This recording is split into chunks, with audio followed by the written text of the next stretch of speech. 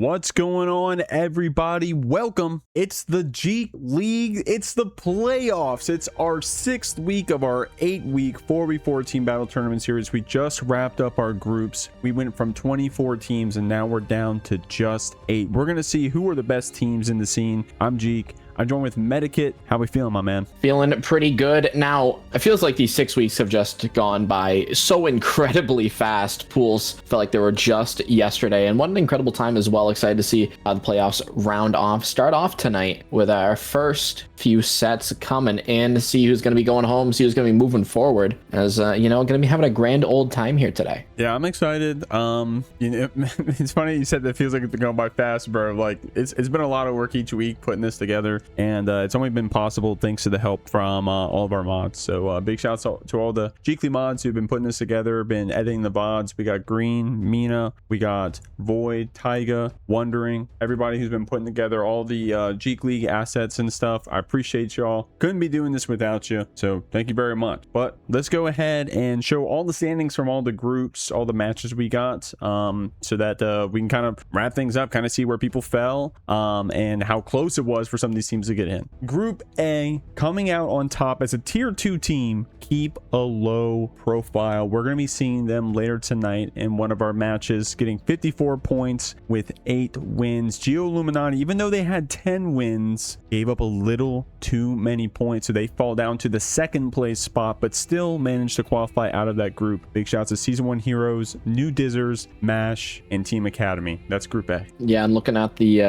New Dizzers as well, so incredibly close to getting to that 3rd place spot in their group as well. Looking at that, just needed maybe one clean week to seal the deal. Incredibly close. I mean, New Dizzers, they were saying even before the thing was decided that they were like, hey, look, Paluna's going to win and we're here to have fun and hang out. So hey, that's what they managed to do, man. And that's gonna be for a lot of the teams, right? We said 24 entered, only 8 made it through. What is that, 1/3, right? Yeah. So yeah, I mean, there's a lot of people that ended up going home, so to speak, right? So you're as long as you guys were having fun, that's what matters. Exactly. All right, pulling up Group B, our only undefeated team, and I mean like literally they haven't lost a single set at all. UMCA, United States Mexico Canada agreement, with 70 points. That's a perfect record. And then Team Rush Hour coming in 2nd place. You know that team, Maddie, I believe. Yes, indeed, I do. Well, here we go. So then we got Sweet Tooth, Big Booty Man, the Final Factors, and the Guns. Big shout outs to the Guns. They were saying like, hey, that they had met each other at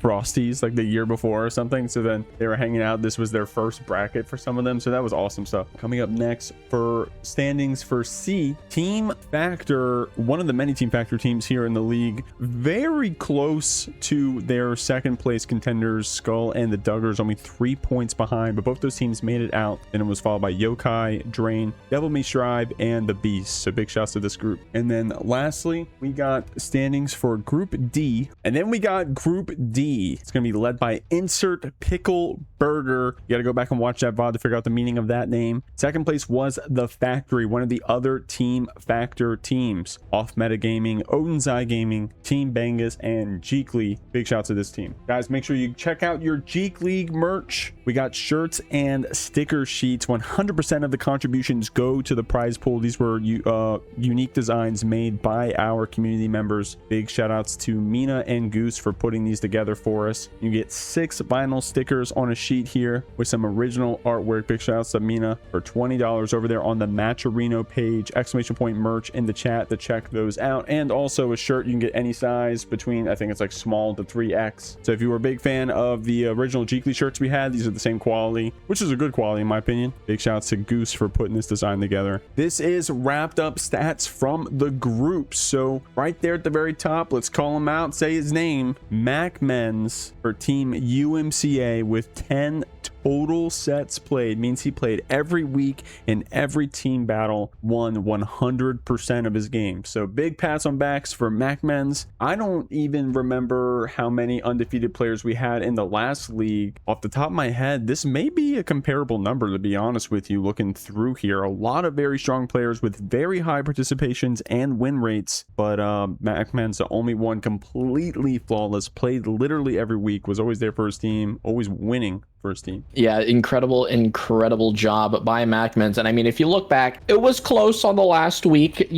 but that one was close. Secured the 100%. Yeah. Yo, I don't know if you have that, but that week could have gone legitimately either way. Look at this. I need chat to understand my blood pressure. It's a good thing I get free healthcare. Here, we got some other stats for y'all. Even if you didn't have a undefeated record, there were people that still went 8-1. That was still very impressive. 7-1, that was very impressive. I mean, shit, even 8-2, 7-2, that's very impressive, at least in my opinion, especially when you're looking at the percentage. Not that the number means everything, right? But so don't be discouraged if you think you did well, but I'm only looking at these top ones. I'm trying to look at all of them right now. We had a lot of very strong players who were trying to participate as much as possible. Life stuff gets in the way. Sometimes you can't show up. Sometimes it doesn't make sense for you to play against that team because the matchup, whatever, so you don't participate for that week, right? So despite that, still some very strong records up in here. Gecko, yeah, here you are, Gecko, 5-2. That's good. Hey, that's good to me, in my opinion, playing that dizzy. Strong stuff. But yeah, so then we can scroll down a bit, look at some characters. All right, so characters is where the agendas come out, right? We got Anji Mito up on top, 34 sets won out of 48. Noticing. That's crazy. I'm noticing. That is crazy. Anji Mito more played and more winning when there was a team that was literally only Giovanna's. And I mean, even going well over Potemkin as well. Potemkin's still pretty high up there, 57% win rate with 42 sets played. That's pretty admirable. Johnny, negative win rate technically, but that's still a lot of games, 45 games. So Axel being a bit lower than I thought. Yeah, Axel probably a little bit lower. I mean, in terms of sets played, definitely played a boatload. Some of these characters I was surprised to see played so much. Like Biken was played a lot. Dizzy played 36 times, bro. What was there? Well, you got Gecko in the chat, right? Paluna, of course. Squano may have played it sometimes. You got my girl Cobalt on Team JeekLeague that was playing it. So okay, maybe it makes sense then. But there was a lot of Dizzies. Ellie on the new Dizzers team, I think. Yeah, and if you take that over 5 weeks of pools. Let me see how many wins she got. Do you want to look at the jam, homie? There you go. Where's the jam? Let's go. Only 2. Yo, that's crazy. Not played at all, by the way. Surprised to see 0 Oscars at all. Actually, 0 at all. But hey, he's pretty complicated. And ABBA, if you guys weren't aware, we were in season 4 of GGST, or rather GGST 2.0, excuse me. Yeah, I wasn't too surprised we didn't see any of this character. But not even a single game, but yeah. That's peak agenda posting right there. I'm Zato with 100% win rate. Who was this? Was it Flame? Who was the Zato? I can't remember. Someone got 100% win rate on the Zato. Was Flame? Yeah. Kiyosano's playing, yeah. Lucy with 100% win rate. Noticing that's what Medikit pointed out. Ooh, Lucy 100%. I'm like, 7 games. But hey, we need to have the conversation, Jikh. Have the conversation, man. Okay, so. So our first match of the night will be United States, Mexico, Canada agreement, UMCA, up against the Factory. UMCA, our only undefeated team entirely in the league, with jotofied, MFCR, OneTrueSnorlax, and macmens, managing to get 70 points throughout those 5 weeks. They're going to be going up against the Factory, getting second place in their Group D with 38 points. Jikh, Kiddracula, Tenack, and Flames. It's going to be our first match of the night to start off the playoffs. Excited. I'm really, we got a couple layers, so I'm hoping to see some flash kicks. Okay, I need to see more. I didn't see enough in our set. What is going on? United States, Mexico, Canada agreement, UMCA. How we feeling, y'all? Feeling pretty good. Listen, I was on Roblox with 4 hops for a solid 6 hours today. I want to go back. 6 hours? Yeah. You weren't working today, homie? That was we were putting in the 9 to 5 over in No, I don't have work today. Well, there you go. I was also on Roblox, but at my work, so it got a little awkward when I met my boss on there. You got the teams on one screen, you got the Roblox on the other. I've done that with OSRS before, so we've been there. Listen, Mac. I was playing in the TNS thing last night, and I forced in the middle of while Hiho was sweeping Lucas' team, I forced Lakey to hop on dead rails. Why? He didn't know how to play the game, bro. Okay. Look, I'm just on tilt. I started off my day with a rank session, ran into a jam being smart and doing dragon kick. I'm angry. Okay, well, I mean, tough, bro, tough. Can we talk about Jam? I don't even care about the interview right now. Jam 2S is the best best -2 move in like history. No, dude. Also, no, Mac. Here's the thing. No, that's Nago 6H, by the way. That's Nago 6H. No, it's Jam 2. It's Jam 2S. Have you ever played Uni? Yes, I have. Okay, imagine Enkidu 2B, but like you are not as weak as a starving child. Okay, like Well, we have to look at like -2. Hold on. Wait, I'm looking at pull it -2 up, -2. moves pull it throughout up, history. yeah. It's still gonna be Jam 2S. Okay, I swear to God. Loki, Mac, I have a contestant, Yeah. and it was pre 2.0 Happy Chaos 2P. Oh God. That beating. How are you pulling up the Oh my God. lexicon like that? How do you even know that, by the way? Happy Chaos 2P before the patch. I guess we got you traumatized with that button, but so let's welcome in UMCA. Let's talk about what y'all are doing here in the league, okay? Y'all my top seed team. You gotta act like you give a shit, all right? Come on, please. Okay. We got UMCA coming in here with 70 points, completely undefeated, nothing to scoff at. macmens, the only player in the whole league to play in literally every week, every team battle, and also did not drop a single match. So, I mean, y'all got a pretty strong team. You mind me being honest here? It sounds like y'all aren't really bothered. It sounds like y'all are pretty confident. It sounds like it's going to fall in your, into your favor. At least you think it is. I mean, what do y'all think? I mean, you guys feel pretty confident about this? No. Not at all. No. No.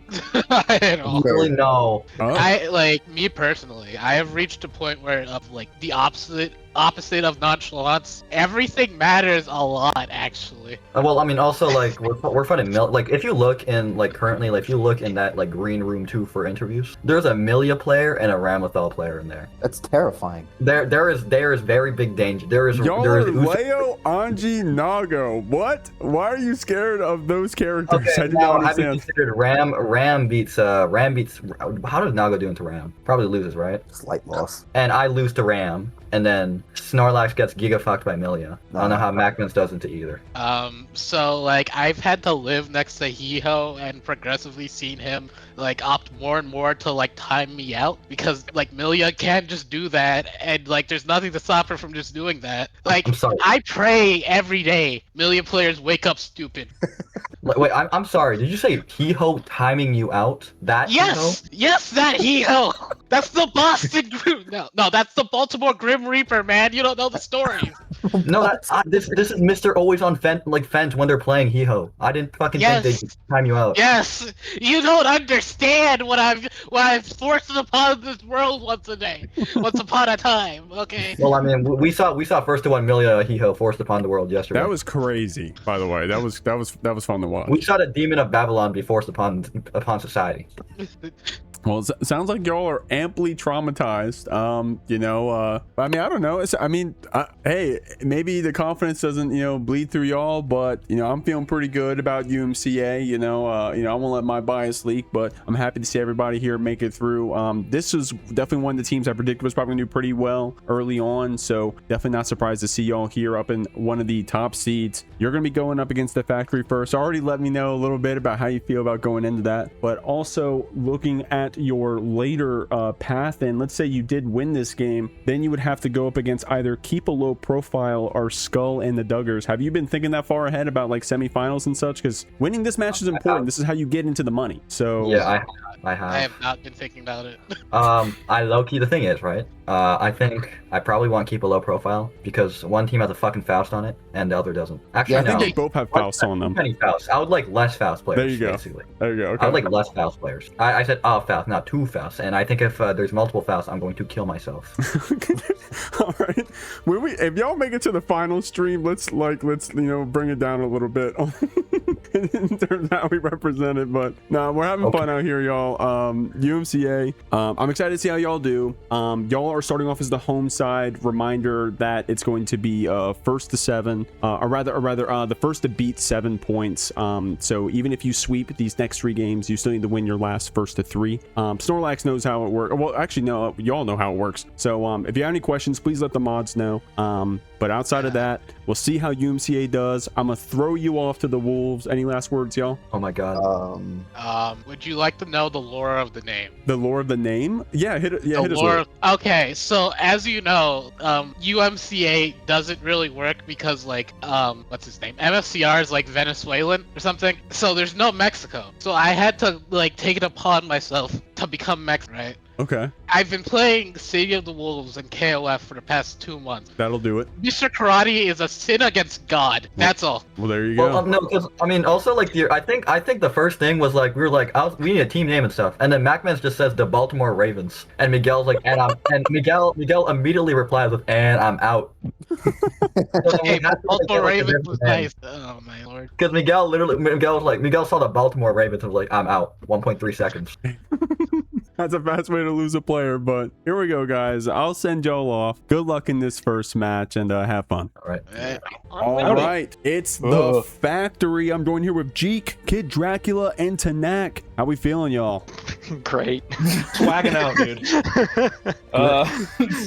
What is? I mean, I don't know. It sounds maybe a little hesitant there. Or am I wrong? Or No, I feel great. oh, you do feel great. Okay, excuse I me. haven't opened the game since so last good. week, and last week I hadn't opened the game since the week before. Because So he's it's gonna be- good that he needs to give them a fighting chance. Yeah, me personally, I've been grinding every waking minute. Hey, there you go. I wouldn't have expected any less. So big shouts to y'all coming out here playing in the JeekLeague. Y'all making it up to that top 8 spot. Y'all were coming from, it was a group D, right? Yep, Coming up from that was group us. D. And here we are. And we're starting off. Hey, I'm not going to sugarcoat it. We're going up against a pretty strong team here. It's UMCA coming out undefeated out of their group. How we feeling, Factory? You know, we're just happy to be here. Is this just this? Is this the start of it all? We got a couple more weeks to go. What are y'all's emotions right now? They I'm not fucking scared. suck. Yeah, fuck these guys. They're fucking awful, dude. They're about to get destroyed. Like, I don't know. What do you want me to say? They were You want they me were to show, scared, like, a y'all. little Did you bit of listen to fear? the interview? I'm like, how do you guys feel? They're like, oh, we're not confident. They got Millia and Ramlethal. I'm like, do you know what characters y'all play? Yeah. bro. What can two Leos do against such overwhelming strength? Yeah, right. Hardworking mid-tier Leo. Like I know Ram beats Leo this patch, but also they're fighting my Ram, so it's like I think it's 6-4 in their favor against specifically Tenack's Ram. So I don't think they should be complaining. So when we do the Ramlethal matchup charts, there's Ramlethal and then there's Tenack's Ramlethal. Tenack with all, and then there's like 2 winning matchups in Tenack's Ramlethal. All right, so I got the Opens on whiteboard. versus hopefully not Leo. Do we want to go to the whiteboard real quick? I'm sharing in my screen. I'm sharing in Discord my point of view, so you can see what I'm looking at too. But here we go. We got the whiteboard, man. I was excited to see this. Excited to pull it up. A lot of Umas. There's actually a surprising amount of Umas here. I like this. Is this special week down here? Which one? This. Oh, you can't see my mouse. I'm a boomer. I'm sorry. This right. This, The one to the farthest right. this little tiny one down here. The little, was it like a Doro or whatever you call it? Yeah, it's the Dotto Doro. There you go. I like this burger too. That's Chikawa, right? I don't know. That was what Totsu wanted me to draw, and then eventually Flame was like, okay, turn it into a burger. So I thought that was funny. Okay, so here we go. I also like the Goku, but there's a lot of yellow stuff this time around that I wanted to draw, and I don't have a yellow marker. I only have orange. So like every week I was like, fuck, it's another yellow thing. You went crazy For not with having the yellow colors. marker, you're banned. Eventually banned culminating in being asked to draw a minion, and I'm like, are you fucking kidding me? I like the little minion. So let's talk about what we got going on, guys. We got this first match tonight. It's going to be going up against UMCA. This match is important. Winning this one gets you into that prize pool. Definitely want to try to get compensated for the run. Have you guys been looking ahead for the semifinals in terms of if you win this match, looking at your next 2 possible opponents between Keep a Low Profile and Skullduggers? Have you guys been thinking that far ahead? You thinking about what, who you're hoping makes it through or anything like that? I'm thinking it would be funny to have a Team Factor versus Team Factor grand finals, but like I haven't thought about it much else besides that, because like honestly, my connection isn't really that great, so like playing through Don't admit that, my don't matches admit that. has kind of been suffering. Don't say that out loud, dude. It's everybody else. Oh, man. Yeah. All I'll say is, me personally, I haven't even looked ahead, just because I know anyone we go against, we're just gonna win. So it doesn't really matter. Fair enough. Hey, I love that confidence. Yeah, I'm looking at round 1 all the way down. It'll be next week, but it's gonna be Team Factor versus Rush Hour, which I thought was interesting because it's gonna be Hiho and Uigui versus Wild on the other team. So that one's gonna be a fun one to watch, considering Wild was on the Team Factor team in Grands last time. So, but we'll talk about that. That's true. Fucking traitor. Sorry, Yeah. who? Well, I mean, I don't know. You got Bacon got his hands on a lot of teams. Skullduggers, you got Lurry as well. So, but yeah, all I know about the other Team Factor team is that if they win, they fight the IPB. Yeah, they fight IPB. It's our pickle burger. Yeah, and then I want them to avenge us. Because that was not very pretty, especially on stream. I hear you. Yeah, that luckily the way we have it seated is you won't have to see anyone from your group. This goes for all the teams. You won't have to see anyone from your group until grand finals potentially. So we'll see. Flashback to last year. So the factory, appreciate y'all coming in. I'm excited to see how y'all do. It's gonna be a fun first match to watch. Before I send you off, any last words from y'all? Oh, you No. Prepare your butts, because this is going to be fun. Smile. They should have sent a poet. Well, there you go. There you go. All right, I'll send y'all off. Anyway, something should be added to the board this week, because there's a big ass hole in it, and I want to fill it up before the end of the league. Yeah. Give us. Oh yeah, draw That's me. A really good That'd be idea. cool. Flattering. All right, you gotta give me muscles and stuff. But and then also before I send you off, make sure you get your away picks in. Reminder, you are the away team, so you have to declare your 3 picks. I'll give you all a couple minutes to do that. If you already got it, feel free to drop in the chat. I mean, we wrote it on the whiteboard. Smile. It was on the whiteboard. Oh, it was. It was Jikh, then Tenack, and then Kiddracula. So there you go. Yep. Okay. All right. So yeah. All right. Well then, good luck to y'all. Factory. Have fun. Can't wait to see what that whiteboard ends up looking like. And good luck to y'all. Thank you, Name Twin. Right, good luck to the other team, because they'll need it. Okay. All right, see y'all. This is going to be exactly like you've seen in the playoffs, but with a tiny addition here. So there's still a home and away side. The away side was decided by the second seed teams, the lower seed teams. They still have to declare their picks, but we are playing 2 team sets back to back. After we play out these 3 matches, first to 3, first to 3, first to 5, regardless of the scores, we start the next team set where the home team now declares their picks.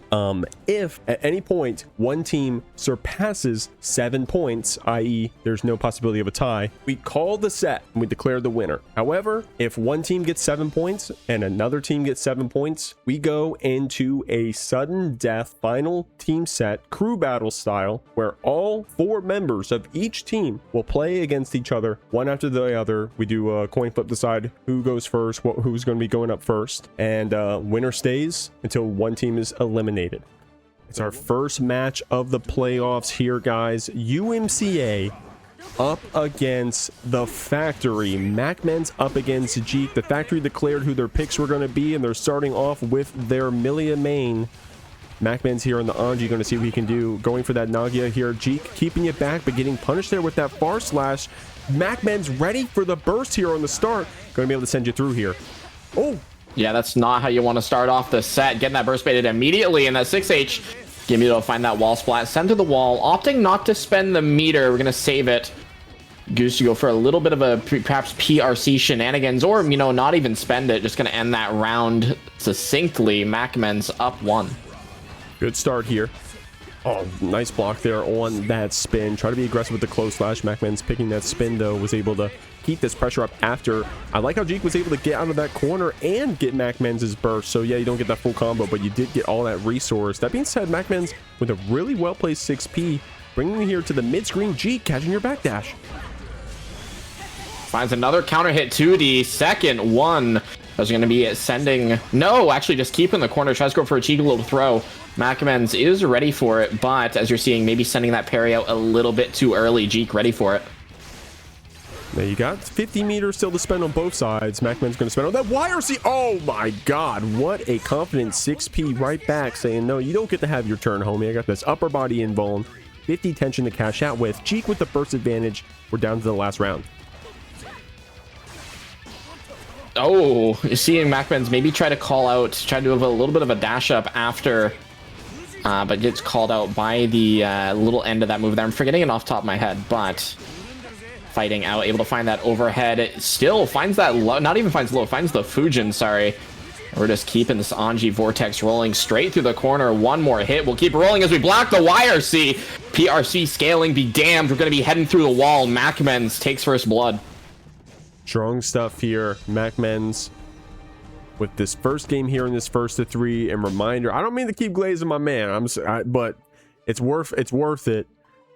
He deserves it, being 10-0 in the regular season, participating in literally every game and never dropping a single set. It got close there at times, but getting perfect points for his team out there. So big shout outs to UMCA, one of the only, in terms of points, undefeated team. But Factory here coming out strong. They got some very unique characters. They got a wide range of matchups that they can cover with their team, and they also got some strong players. Jikh gonna start off here trying to be aggressive again with that run up, but macmens calling it out with the throw. Yeah, we've been ready in a lot of these neutral situations here, seeing again just that round start back throw really setting the tone for the round. However, Jikh able to find a 6p. We've seen that a couple times. Jikh just more than willing to full send that upper invul move, but macmens still finds that Anji vortex rolling, has the RC to keep it going, and round was almost over. Try to get back in afterwards. Despite that burst, macmens was ready with that anti-air 6p, and with this great routing going into super, that's going to be a dead Millia. Strong stuff right there. macmens able to convert off of any of those hits, especially those 6ps. You know, Anji's so good at that, and especially macmens. Look at this, keeping this Millia down in the corner. Jikh trying to get out, but the 2p keeping you down. Doing an incredible job locking down the Millia. However, Jikh able to fight out back to that neutral. However, we keep getting sniped by these 6ps. macmens opting to wait a little bit, dodges that 2k press, and suddenly again back to that corner. macmens excelling at again just locking down the Millia. Fast RC mix going into the low, and then getting the throw after the red RC to confirm this round. macmens up 2-0 here, trying to get these first 3 points for their team. And reminder, the way this is working, y'all, is that the first team to surpass 7 points, i.e. there can't be a tie, we end up calling the set. So we're at least going to see these first 3 sets here. Could potentially see 6 sets, in which case we go to a sudden death. We'll see when we get there. Rolling up, we got our 3rd game of set 1. Medi, how we feeling, bro? Feeling it pretty good. A lot more Guilty Gear action to come, especially, I mean, if this is how we're starting out, macmens swinging for the fences.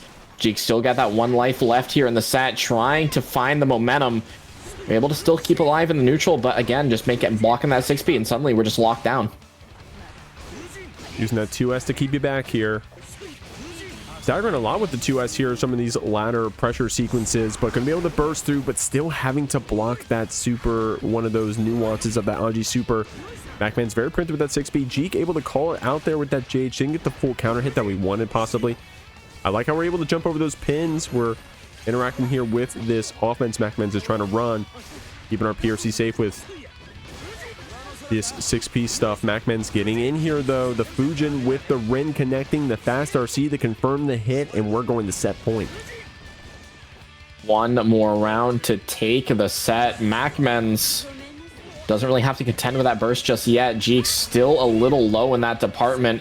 You have to fight out, buy some time, find a way to stop the bleeding, as suddenly, yeah, spin gonna let us get that pressure rolling yet again, and some wonderful stagger finds the counter hit. 2S not going through the wall just yet, opts to keep it, and suddenly, I mean, from bad to worse, Jikh sniping another counter hit.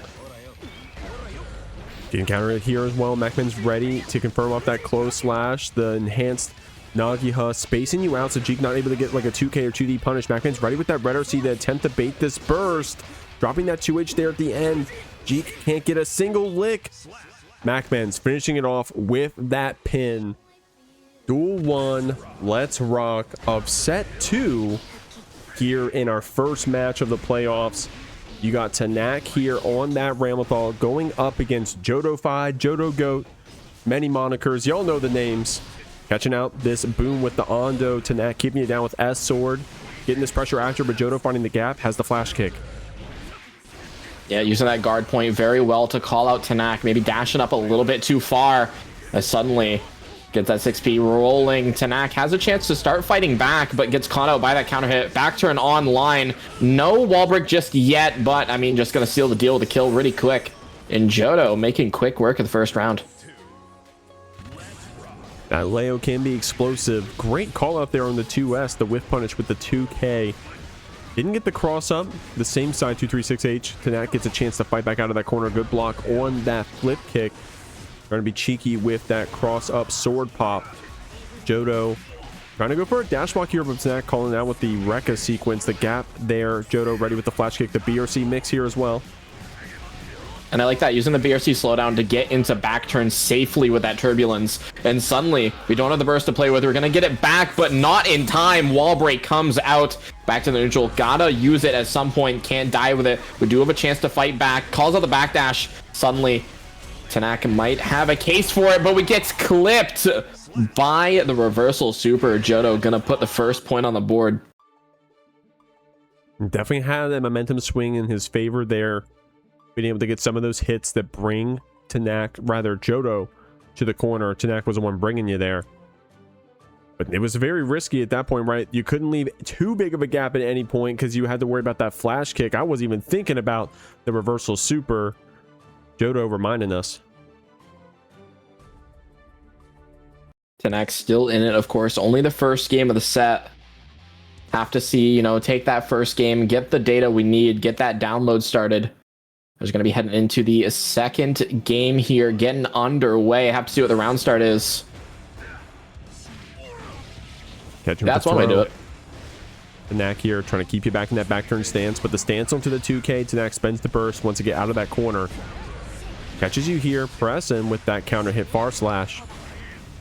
And I like how we're keeping it gapless to get Jodo far enough away to where the threat of flash kick doesn't exist anymore. That hop over Ando is some great matchup awareness, and with this tumble, Jodo gonna be able to super you through the wall.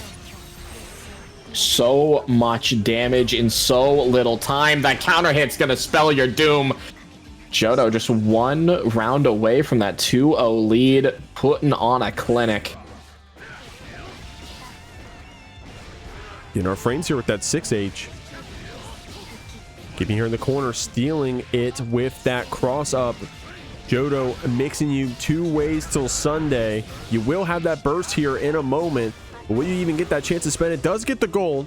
Going to be building up some of that meter. Very patient here. The PRC to keep your boom safe. Jodo using another PRC to keep our Lariat safe, but Tenack getting these hits. Yeah, you can watch out. Tenack trying to bait the flash kick, able to clip with the 2S. Wall break going to come back, get those swords back, importantly. However, we don't have the health to really play with here. We have to play safe. Gets clipped on the 2K.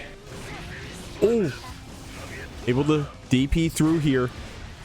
One more flash hit could take it. The fast RC route here from Tenack is going to keep you in the corner.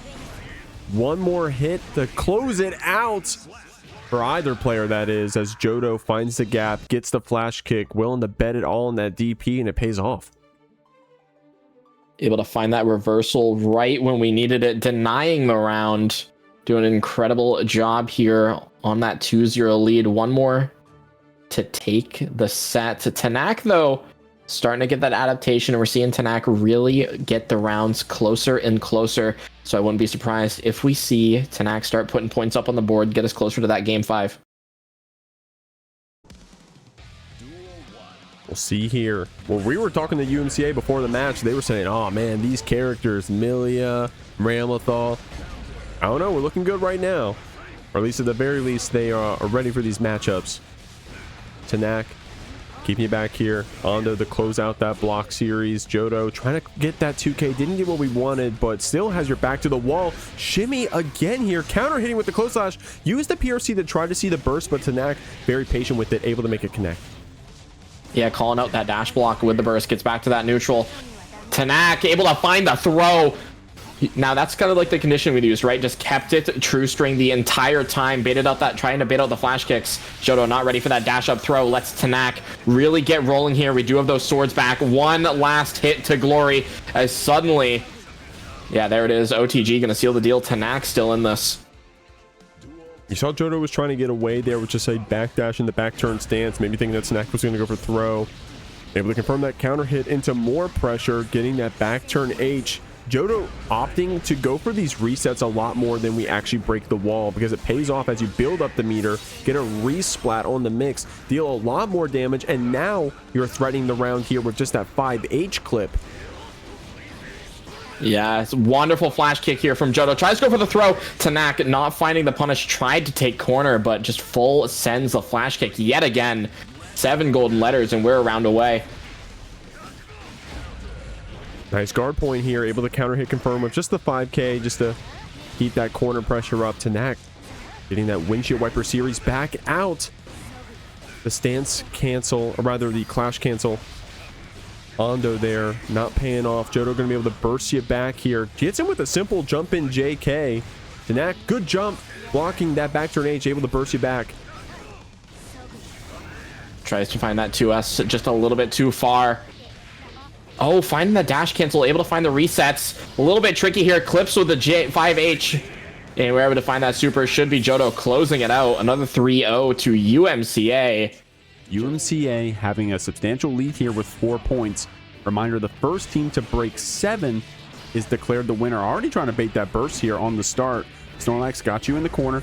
Kiddrac with that IBFD on the 6K. We're going to have to burst after that next hit. Yeah, already spent that burst. We'll have to see if it pays off for us. We were able to get that pressure started. However, had to give up a little bit. Suddenly, OneTrueSnorlax trying to make us pay for it. Spends that burst just to keep that offensive presence going. But Kitty not to be deterred. But the 2S counter hit. Holy. I like that delay there. Snorlax able to get that close slash to finish off that round here. Good combo here on this Nago. Trying to go for this Fukio back. Late Shizu 2 catching you off guard. You see Kiddrac with a lot of these IBFDs, so we're ready for this matchup in terms of playing that defense. And Snorlax good at forcing that offense, but speaking of, trying to get him with that 2H, Kiddrac gets that counter hit. Snorlax checking you with the 5P though. Yeah, and you're definitely seeing where some of the changes to Eno are really taking into effect. You're seeing Kiddracula really go for like jump like IAD, like immediately trying to find like instant air dash over, where before you might be able to like TKH dive. Snorlax here with a very strong start, getting this first game. And reminder how this works for y'all. Set 3 is a first to 5 set. Those first 2 you just saw were first to 3s. That's typically how we run this in GGST for tournament settings. But the third set is worth 3 points, 1 extra point, but we go to that first to 5. So sometimes you'll see different kinds of players here. You know, the factory, I want to say that I've been seeing a lot of Kiddracula in their first to 5 sets in general. Same thing for UMCA with OneTrueSnorlax. And when OneTrueSnorlax played in first season of JeekLeague, same story. Scooping you down with that Shizu 2. Kiddrac ready with the goal burst. Yeah, both players definitely familiar with this anchor position. OneTrueSnorlax trying to find an opening. Kiddracula sending these IBFDs. Not truly working out for us as we get clipped by that 5H. And suddenly there goes the round, I think. No wall splat. One more chance. Gonna be that 6H OTG. Unfortunately, having a lot of meter there. Kiddrac not getting that chance to spend it. But Snorlax Jikh, spending that burst. Yeah, what's up? at what point am I just cursing the interactions? I don't know, man. You got the sage over there. You're putting pins in the voodoo doll. I don't know, man. I don't know. But Kiddrac whipping that goal burst. Snorlax ready with this 100 meter. That's going to be game 2.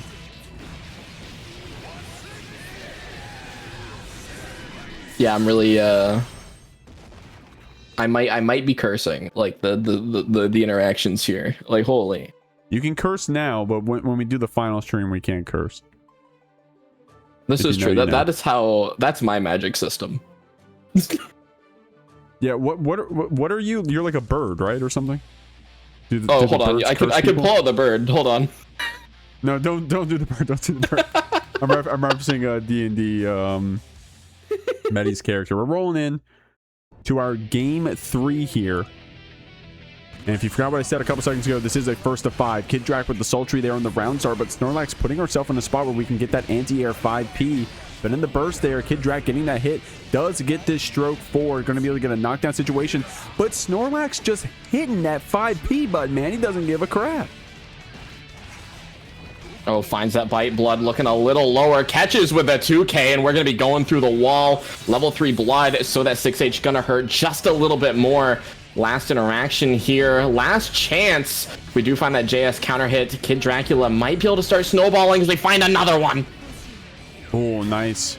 Gonna really get this wall break here. Having 100 for the mix, but you can't even get clipped here. You got to look up at the chip as well. Snorlax with these P normals trying to be fast against this Eno. Could potentially burst here. Oh my god, Kiddrac baited it, got over the throw, but then 5k after blocking stroke.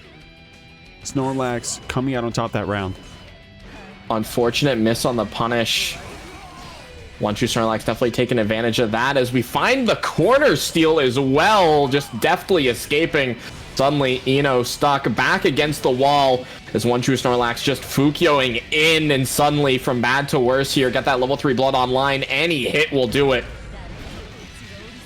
They get this reset here. Going to get to the other side of you. Actually, it was a counter hit. You know Snorlax probably pressing 5p, bro. Get another counter hit here. Kiddrac's got that 100 to spend as well. Opting to do it this time on the hard knockdown because we're pretty close to that 50, but OneTrueSnorlax already on 100. Getting another counter hit here. Snorlax just been pressing on all those wake-ups. To be fair, it was really helping us in the beginning. But Kiddrac catching you a bit here, delaying some of those meaties has been paying off. Okay, I was like, yo, if that 2k hits, that is a wall break, but we are going to get that positive bonus online burst, and that meter going to come back here for Kiddracula. However, might have a chance to use it at least soon. Definitely a lot of APM there on the side of Kiddrac, man. Going to be able to call out that whiff. Yuki, no, my god, the super not connecting. Snorlax was able to get that 2H, not the biggest counter hit routing, but does be able to safe jab this gold burst. Kiddrac getting in here again, but Snorlax ready with that 5p. Okay, just escapes to the corner. 2D just a little bit too short, as suddenly OneTrueSnorlax able to take it back, salvage the round. And suddenly we're sitting on that 3-0 lead, putting up an amazing showing against the Eno. Yeah, I've seen these come back before in the playoffs, so I'm not counting it one way or the other just yet. Can go up to that 1st to 5 spot. Snorlax doing a great job, of course, of punishing those strokes there in the heat of the moment. Willing to show you that 5p, and hey, even if you get counter hit a couple times, whatever, he keeps doing it. Does not respect that wake up. Kiddrac getting creative, I think, and it's been paying off in these latter rounds. Snorlax spending the burst to start. It's definitely a thing of in the moment is like, you know, don't fix what ain't broken. No. Ooh, catches with that 2k, catch the back dash here. Calls out, that's exactly what we were seeing as well. We were just talking about OneTrueSnorlax smashing that 5p on wake up. We saw that as well with that 5p whiff. KD able to find the punish, however, maybe starting to get wary of that as the 2H gonna chunk away some health. Oh, and Kiddrac calling out immediately with that stroke, able to get under that second 2H activation. Breaking the wall with MLA. One more hit to do it, but Snorlax with this much meter would just need one hit to confirm the game for himself. But Kiddrac, knowing the situation, knowing the risk, just says, hey, I need to end this game, and manages to do so. Okay, finds that counter hit. OneTrueSnorlax opts to spend the burst. Wants to make sure KD doesn't have a chance to start snowballing, get a point on the board. That momentum shift can be brutal. However, I'm not gonna have to worry about it if we don't get into that situation in the first place. As suddenly OneTrueSnorlax in an incredible position here, but no whiffs the 2H. Kiddracula on a warpath, trying to find a way back.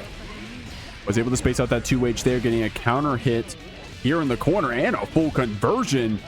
Great stuff. Gonna opt to save that meter. Has 100 to get forward here in this neutral. Is going to be doing that HCL PRC. One more connection to do it. And Snorlax preemptive on that 2H. Gets whiff punished by that stroke. Kiddracula getting our first game on the board. Doing a wonderful job. Starting to check these 2Hs very well. We're seeing OneTrueSnorlax really represent that after. You saw in the first HCL as well, maybe trying to catch that dash up. However, not going to work out for us as Katie's starting to be aware, starting to get that download, finds that H stroke. I like how patient we were at the very end too with that 100 meter. Just said, hey, I'm going to PRC HCL, and then I'm just blocking. I'm down backing. Like, do not want to take any risks unnecessary here. Snorlax able to bait out that burst, keeping that far slash series to put this Eno in the corner, getting some of that blood back, able to navigate around that HCL. And even though this is on block, it's still adding up here in terms of chip damage. Kiddrac trying to get forward that MLA, but Snorlax reacting with 5p. as well. All these blocks definitely also contributing to that risk. Starting to race higher and higher. One last hit will do it here. Spends the burst, wants to take the round. Kiddracula able to start that offense. However, not going to be enough as the overhead gonna seal the deal. Another round of OneTrueSnorlax. You see Kiddrac using a lot of like those jump back air dashes here to possibly get over that far slash range, but Snorlax not being too preemptive with these buttons has been able to react with the anti-airs instead. Keeping in the corner, good IBFDs to try to keep back that Snorlax, but the deflect shield getting bitten here. Refreshing that blood, getting a chance to go for this Yuki Moyoi. Snorlax trying to challenge with the JH. Kiddrac anti-airs you back with the 6P on Wake Up of her own, saying, okay, hold on, I can press buttons on Wake Up too. But not a nowhere, the blood pops. Hold on, that was close slash on Wake Up for game. Oh my gosh. No respect here in this set 3, man. Snorlax looking good, keep you in the corner, but hey, that 2S connecting here. Kiddrac getting comfortable with those strokes forward. Snorlax calling you out. Okay, gets punished for that 5K, spends the burst. We had to stay alive. We do have that 50 meter, goes for the launch to keep the pressure rolling. 6H unfortunately goes wide. Back to that neutral, has to win another interaction, but OneTrueSnorlax playing very safe. We do find that 2K 2D, and suddenly here's the blender. Will you survive? Okay. RC to keep that pressure up. The fuzzy mash there from Snorlax. Kiddrac with this FD to keep you back, but that meter is getting low. Of course, we're building it up on this combo. Great conversion here. Goes for the reset with that note. Either player's game. Kiddrac getting that 50 first with a 2H to keep you down.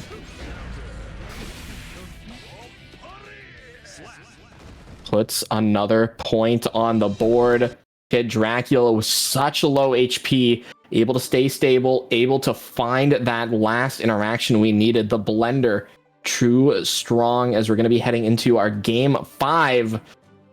Kiddracula trying to tie up the set, bring us to that 3-3 momentum, maybe starting to be on the Eno side. And this is what's fun about those first to 5s, man. If this was first to 3, we wouldn't have even seen those last 2 games. But Kiddrac showing that, hey, after that amount of time, I'm able to make these adaptations. And I'm able to start putting those points up on the board. What's interesting about that first to 5, it leans towards some players more than others. Kiddrac showing right here, gets that stroke with the burst coming out from Snorlax. And it's definitely something as well, looking at the first to 5s, right, where you have characters like potentially, you know, Eno, could definitely start to do like some creative mode offense once you've really gotten that conditioning down.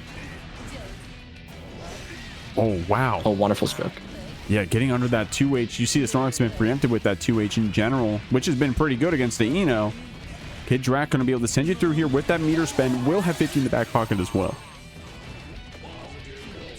Hard knockdown, finds the low, and there it is. Kiddracula 1 round away from tying it up. OneTrueSnorlax not going to have that burst back for a little bit. Just needs to wait and play a little bit safe to get that escape option back.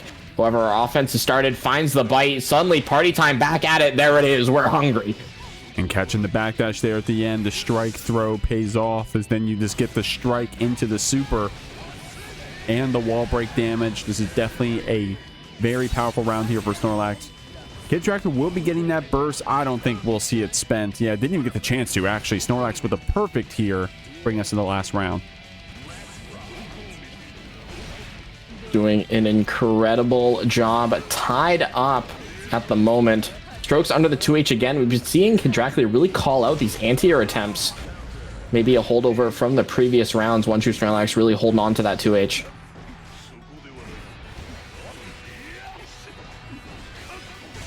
The Yuki connects. On block is all you need to get that install. Kiddrac with a good stroke to start things off here. Gets that cross up low. Another low here on the mix. BRC to slow you down. Sees a deflect shield. Is able to react to it. Builds the 50 here. And with this super wall break, Kiddracula on a 3-game win streak has evened up the score. Incredible, incredible play. You saw OneTrueSnorlax get clipped. You're going to see it in the replay as well. Get clipped by that JS, and you're like, okay, we're looking at the burst, we're looking at the life. Gonna send the deflect shield, try to call out on the F-Shiki. and that just doesn't work out for us. Kiddracula ready, just waiting. And that's something you were talking about, well, Jikh, before as well with Kiddracula, just having that meter spending and I'm just going to down back. Yeah. Doesn't want to take any unnecessary risk, right? I mean, this is Nagoriyuki, right? Snorlax showing you that he's willing to do those fuzzy options, has been very strong with our preemptive options as well. Kiddracula saying, hey, I'm not going to give you the chance to read me, homie. Oh, there we go. Gets the stroke in. Speaking of preemptive, Snorlax getting counter hit on that 2H. It has to burst you back. Yeah, we're still seeing a lot of these jump back IADs, and it's working out for us now. We're able to call the backdash, get closer and closer to that wall. We have the 50, opts to break the wall. Yeah, there it is. Get that super rolling, hard knockdown. Blender still online. Life total looking a little rough for Snorlax, though we aren't going to have to deal with super wall break, but I want to say we're dead anyway. Great round there for Kiddracula. Will have that burst advantage as well. Well, actually, okay, never mind. We're for a minute here, for a second here, rather, as Snorlax is able to build it back up. Spends it immediately on that counter hit, but very high blood. Not going to pop here. Does get the chance to go for the Yuki there on the OTG. Kiddrac able to whip punish that 2S. And again, we're just seeing so much usage of this jump back air dash. It's working out wonderfully for us as we're breaking wall with that super yet again. Gonna have to watch out for Deflect Shield for YRC potentially. Yeah, there it is. Still, yeah, spends the PRC. Back to that neutral game. Kiddracula gonna have to find another interaction in. And there it is again, that jump back IED working out wonderfully for us. H-dive with meter. And suddenly, Kiddracula gonna be up a game. Crazy stuff out here. Reminder of the points. Because UMCA has won the first 2 sets, they have 4 points to their name. If we get more than 7 for either team, then there cannot be a tie. And we declare a winner. If we somehow get to that 7-7 position, then we'll have to go to the tiebreaker. So get ready for that, y'all. Kiddracula showing you that at the very least, Factory is not lying down. We're getting points on the board, or at least we're going to try to. 1 game away from doing so. We'll see what Snorlax has to say about that. I have to see. You're seeing Kiddracula revert back again. Oh, finding that JD as well. We've seen Kiddracula go low a lot in the previous set there. Previous game. Don't like that change. Just quickly, just immediately go high. However, Snorlax immediately adapting. Okay, having you bouncing around here. Dude, that combo actually not wall splatting was low-key optimal to go for this reset situation after. That being said, Snorlax 1 back throw away was all we needed to basically bring you down to 40% here. Kiddrac needing 1 more reset to do it, and that cross-up low has hit every time it feels like. We're on set point in this first of 5.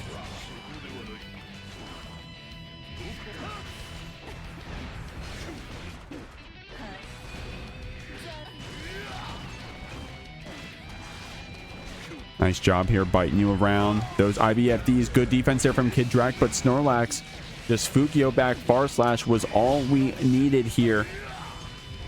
Getting that blood back, counter hitting you with this Beyblade. Kiddrac going down here, still set point for the Eno, but Snorlax clapping back with a perfect.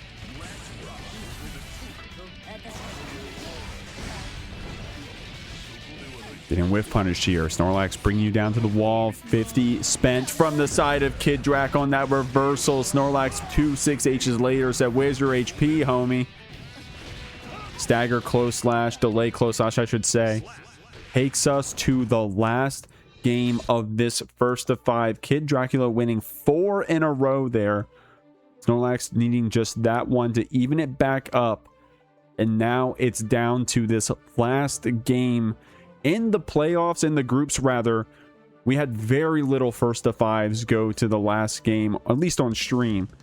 So what a way to start off the playoffs, huh? Both these players putting in their all. We're going to game 9 out here. We'll see who gets it.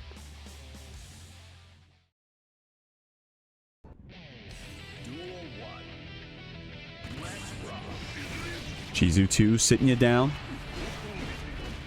IBFDs keeping back this Nago. Snorlax not afraid to send it on that burst right away. Is able to recover in time. to block that burst from Kiddracula.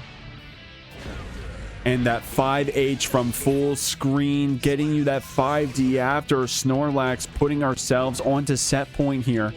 It was just Kiddrac, but Snorlax clawing it back.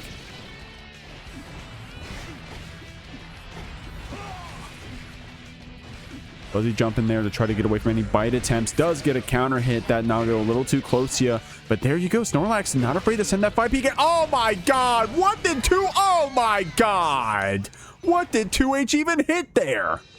Strong stuff. Snorlax coming out on top in a very close first of 5. Have to see. Switch up on the matchups. Have to see how we do here as we're heading in. Tenack immediately gets clipped by that counter hit Fire Slash. We do spend that burst. You want to keep that offensive presence rolling as macmens still able to fight out.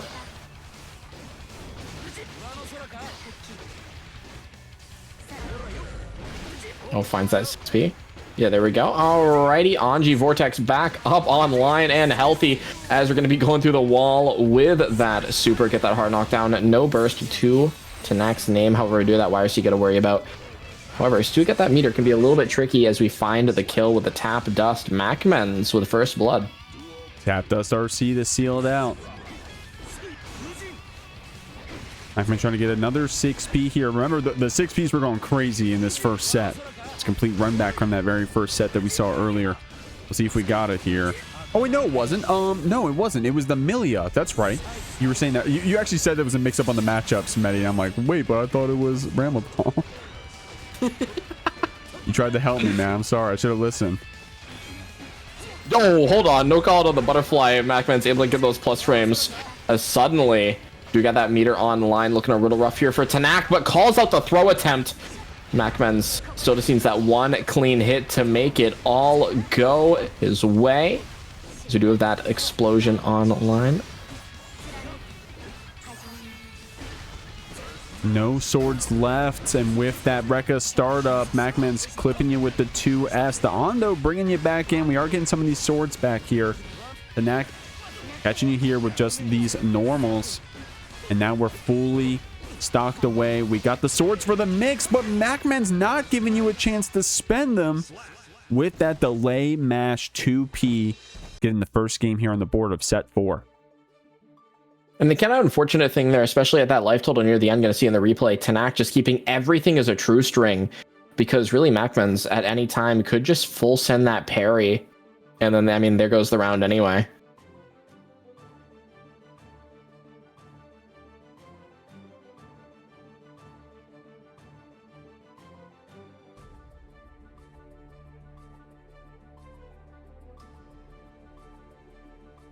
Alrighty, just waiting into our game 2 here. Tenack definitely has some ground to cover if we're going to stay alive in the set. macmens definitely with a strong showing here in the first game of the second half of the team set, trying to quickly seal the deal.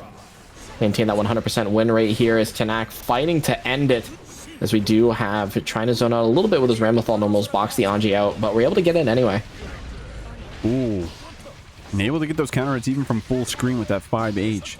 That Ramlethal privilege. Getting this throw here. macmens ready with the tech and clapping back here with this Fujin series. Another tech, though, from Tenack. Not getting thrown right back. macmens with that 6P, bro, but the burst keeping you back.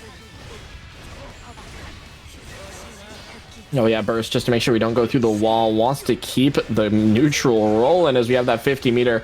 Suddenly, Vortex looking a little bit more scary here. Just still stuck back against the wall. A little bit of spacing trap there, trying to call out Tenack as we find the Tap Dust RC for the kill yet again.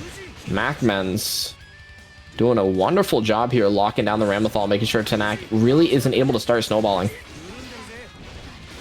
The 5H to catch you here, getting a punish as well. macmens moving too quick here for his opponent to get a chance to act. Tenack trying to keep the other side, but macmens with this 6P, bro. That thing is a damn magnet. It's a heat-seeking missile. And going to use this super to close out the round. Tenack not getting that chance to burst. macmens trying to seal up this team set for Team UMCA. I gotta say, that 6P has had like a minimum 80% success rate tonight. I mean, it just shows that macmens is, of course, is ready for those anti-airs, that's a player skill, man. You got to do pats on backs for that. Anji, a character that can get a lot of mileage off of that 6P, especially if you're ready for it. Of course, any character in the game, if you're willing to spend that RC, can get a decent amount of pressure after. macmen's been showing you the whole arrangement of follow-ups you can get on those confirmed 6Ps. Because like you said, Medi, they just been hitting. Yeah, we're going to have to see if we can continue that. Maybe Tenack can play a little bit more grounded, just try to box out, deal with the spin, deal with the Fujin. We'll have to see as we head into our potentially final set of the first team bout. Sorry, final game. As we have macmens again, immediately getting Tenack back into that corner, trying to call out maybe an errant throw attempt, maybe an errant mash out. Keeping it down here with these swords, but macmens, what a good time to press 2P, huh? Is when Ramlethal is approaching, there are no swords to back her up. Does get a chance to burst to get our resources back here. macmens trying to block it out. Wonderful dodge with those fans as well.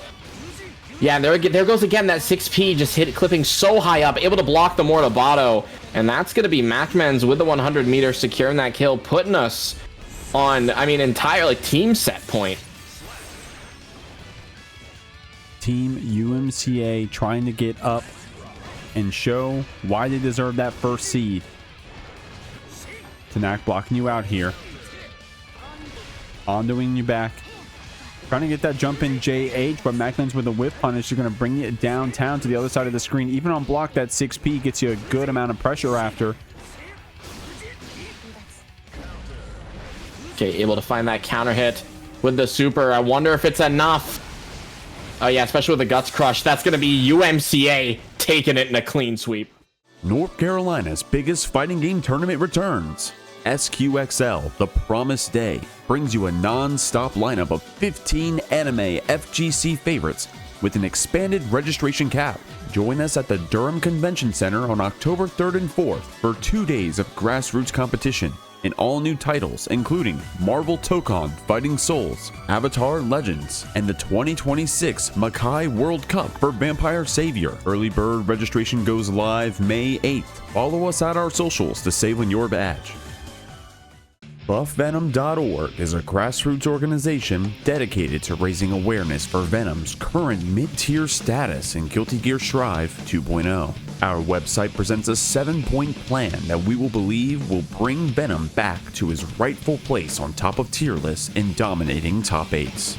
Unlike Happy Chaos's reign, we expect that an era of Venom supremacy will usher in an unprecedented amount of positivity and fan engagement in the Strive scene and the FGC as a whole. Check out our website for more details and how you can help out. All right, alrighty. Well, you know, I forgot my segue, but what are the teams? Here it is, our second match of the night, guys. It's going to be between Keep a Low Profile on the home side. They were your 4th seed, making it out of Group A with 54 points. Tonsqi, Blue Fern, Kaneda, and Ashy. A little bit of a Kisk team over there, and then Ashy BRC coming in with the Faust. Speaking of Faust, going to be going up against Skull and the Duggers. Seed 5. This is going to be a very close pairing, I'll say, between these players. We'll see how the team set goes. Skull and the Duggers, of course, having Skullduggers, Lurry, Sloth, and then Nan Nan. So definitely some interesting teams. A little bit of a matchup going up here. Off the top of my head, these are some of the only Fausts that we have in the playoffs, and they're going to be going up against each other. I want to say this is all of them. It may be all of them. Unfortunately, I put them up against each other right at the start. That wasn't on purpose, y'all, but so we'll Noted. See. And a little bit of a Kai team coming in too, man. I think that may be all of our Kais too, without looking at the challenge. Yeah, I want to say that's the case. At least off the top of my head, I probably should have the challenge pulled up. That's a good all idea. Of our sins also. So this is definitely a match to eliminate some characters potentially. Keep a low profile, barely, I'll say, but 3 points over their tier 1 competitors, Geo Illuminati, managing to come out with that first seed. But I mean, not buying them too much of an advantage considering that the team that that they're going up against here in what was it, group B? Whoops, group C, excuse me. You know, they're only what was that, one, but it was like a couple points away, so very close. Though as well, one thing to notice is, importantly, I want to say it's seed 2. Yeah, it's seed 2 here.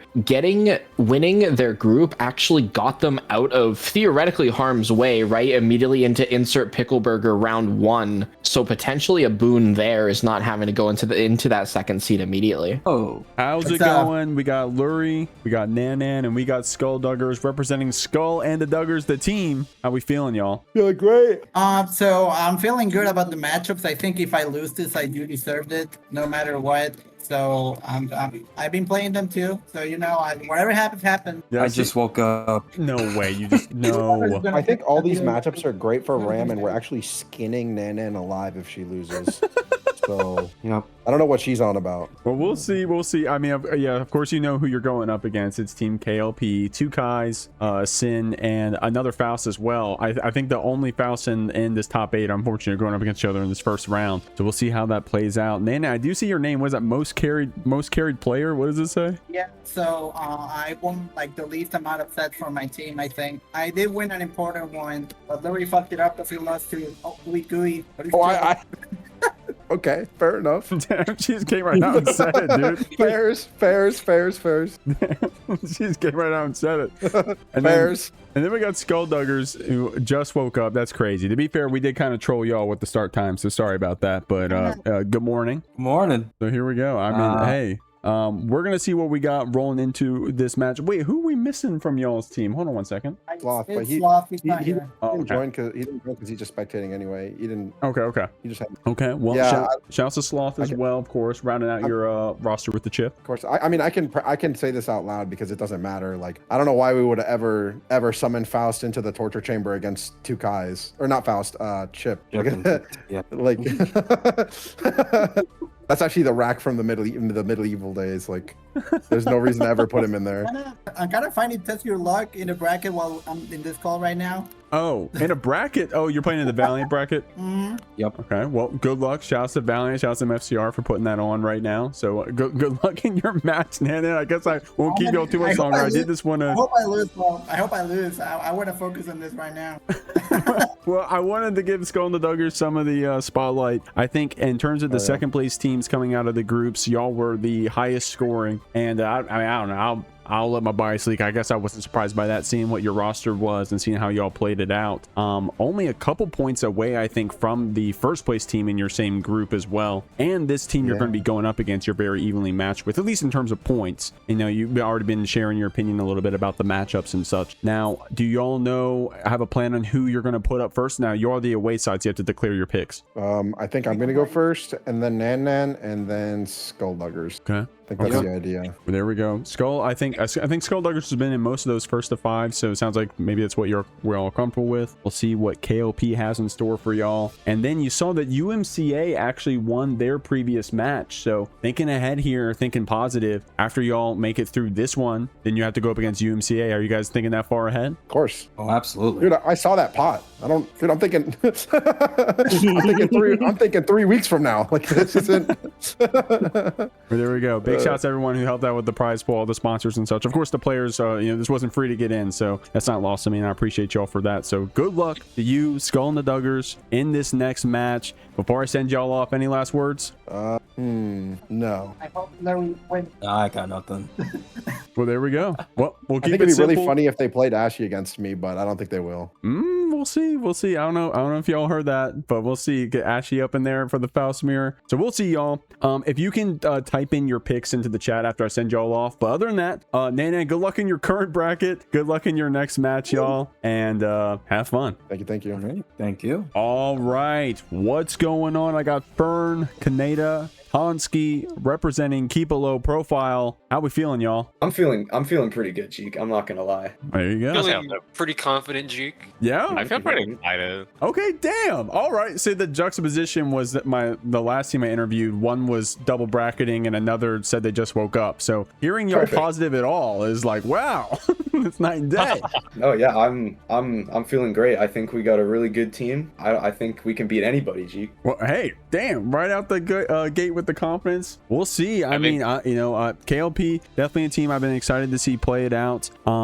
And y'all are, at least in terms of points, I've been saying it a lot, are very close to your opponents here. At least in terms of points, is probably one of our closest matches here in the playoffs. But it sounds like y'all are pretty confident going in this first game. Did you guys hear the lineup? I think it was going to be Lurry, then Nan Nan, and then Skull. How do y'all feel about that? I think I'm glad I don't have to fight Chip.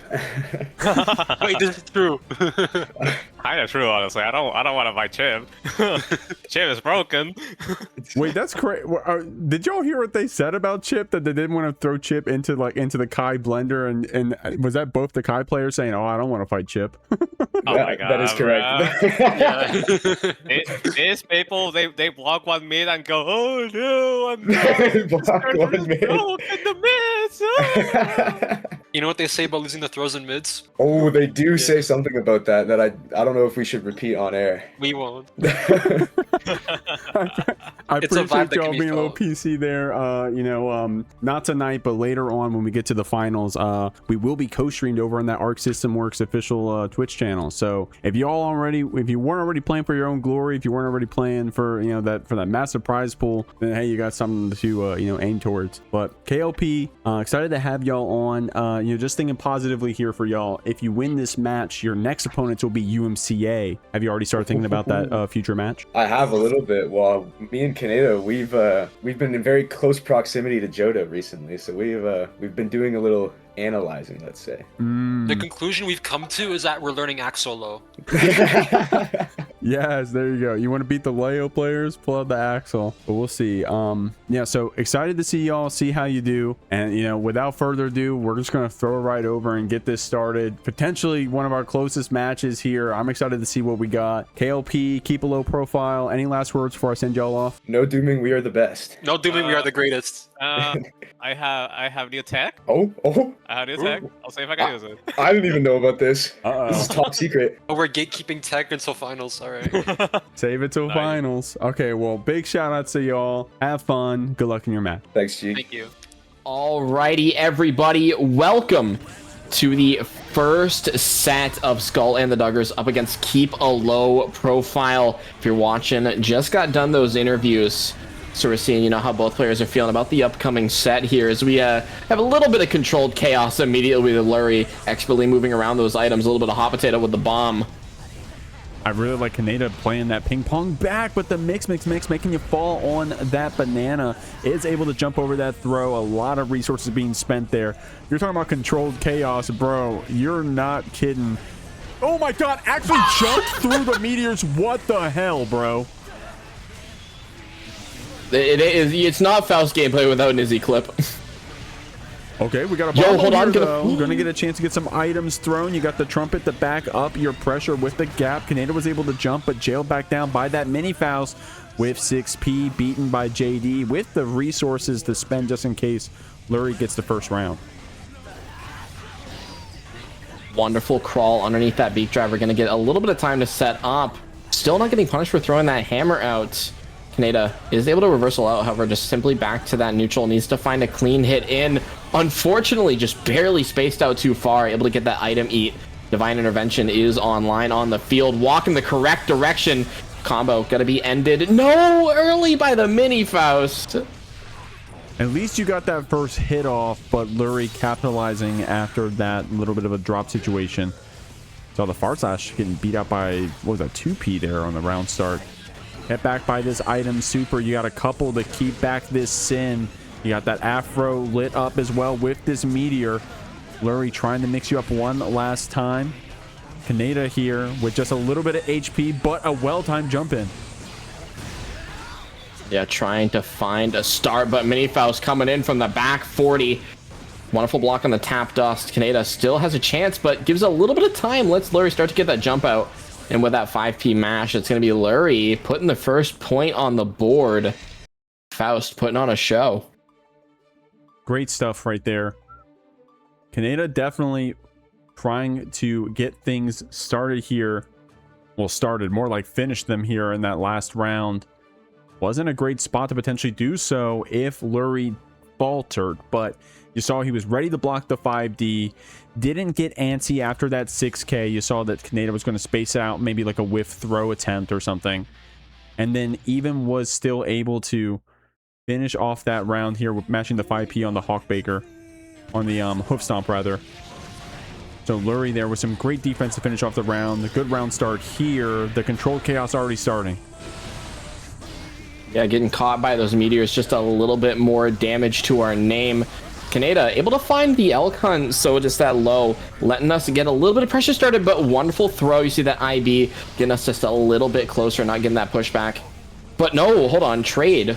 Gets the afro gone, but it's gonna be back up. New hairdo, new me. It's on fire, actually. Is gonna be able to get a confirm with that snip again. A wall break. Should seal the deal. No, we drop. Lurry here with a quick first round here in this game too. Keeping you back Sometimes with that charged thrust, trying to get some of that space here. Mini Faust to back you up.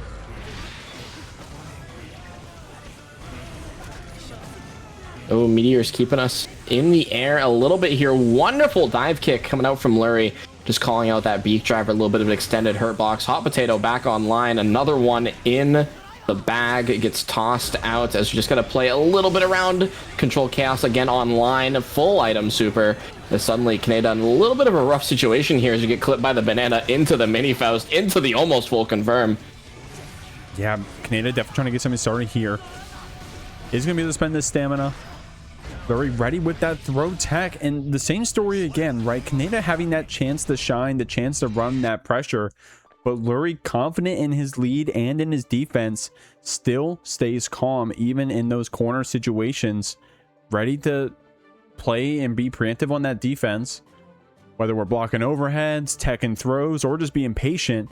And then when it's time to strike, we do so with that far slash. Lurry looking good here. Seeing also a lot of success with those 5P mashes, especially when Kaneda might be, hesitating, trying to bait out a throw, trying to bait out maybe a slower option. Lurry just ready with those mashes. Kaneda here trying to stagger you, trying to get something pressed. Does get our 6P connection, but Lurry was able to get that bomb bag out. Another 6P, this time the burst answers back. Unfortunate. Oh, Lurry blocked the first hit, right, of the Tyrant Barrel, but somehow the second hit connects. Lurry trying to press out, possibly, and Kaneda gonna run away with this round. Yeah, that one moment sealed Lurry's fate. Kaneda still alive in the set, puts a round on the board, however, got so much ground to cover, especially with how Lurry's been playing, just keeping us locked down. Not really going to work out for us. Tries to go for the 6P. We've seen Kaneda go for that before Jikh as well, especially in the scenarios where Lurry's going for that jump back love. Just not working out for this time. Yeah, it can be a great option for love, for J2Ks. Of course, got everybody involved in the fight against some of those pokes.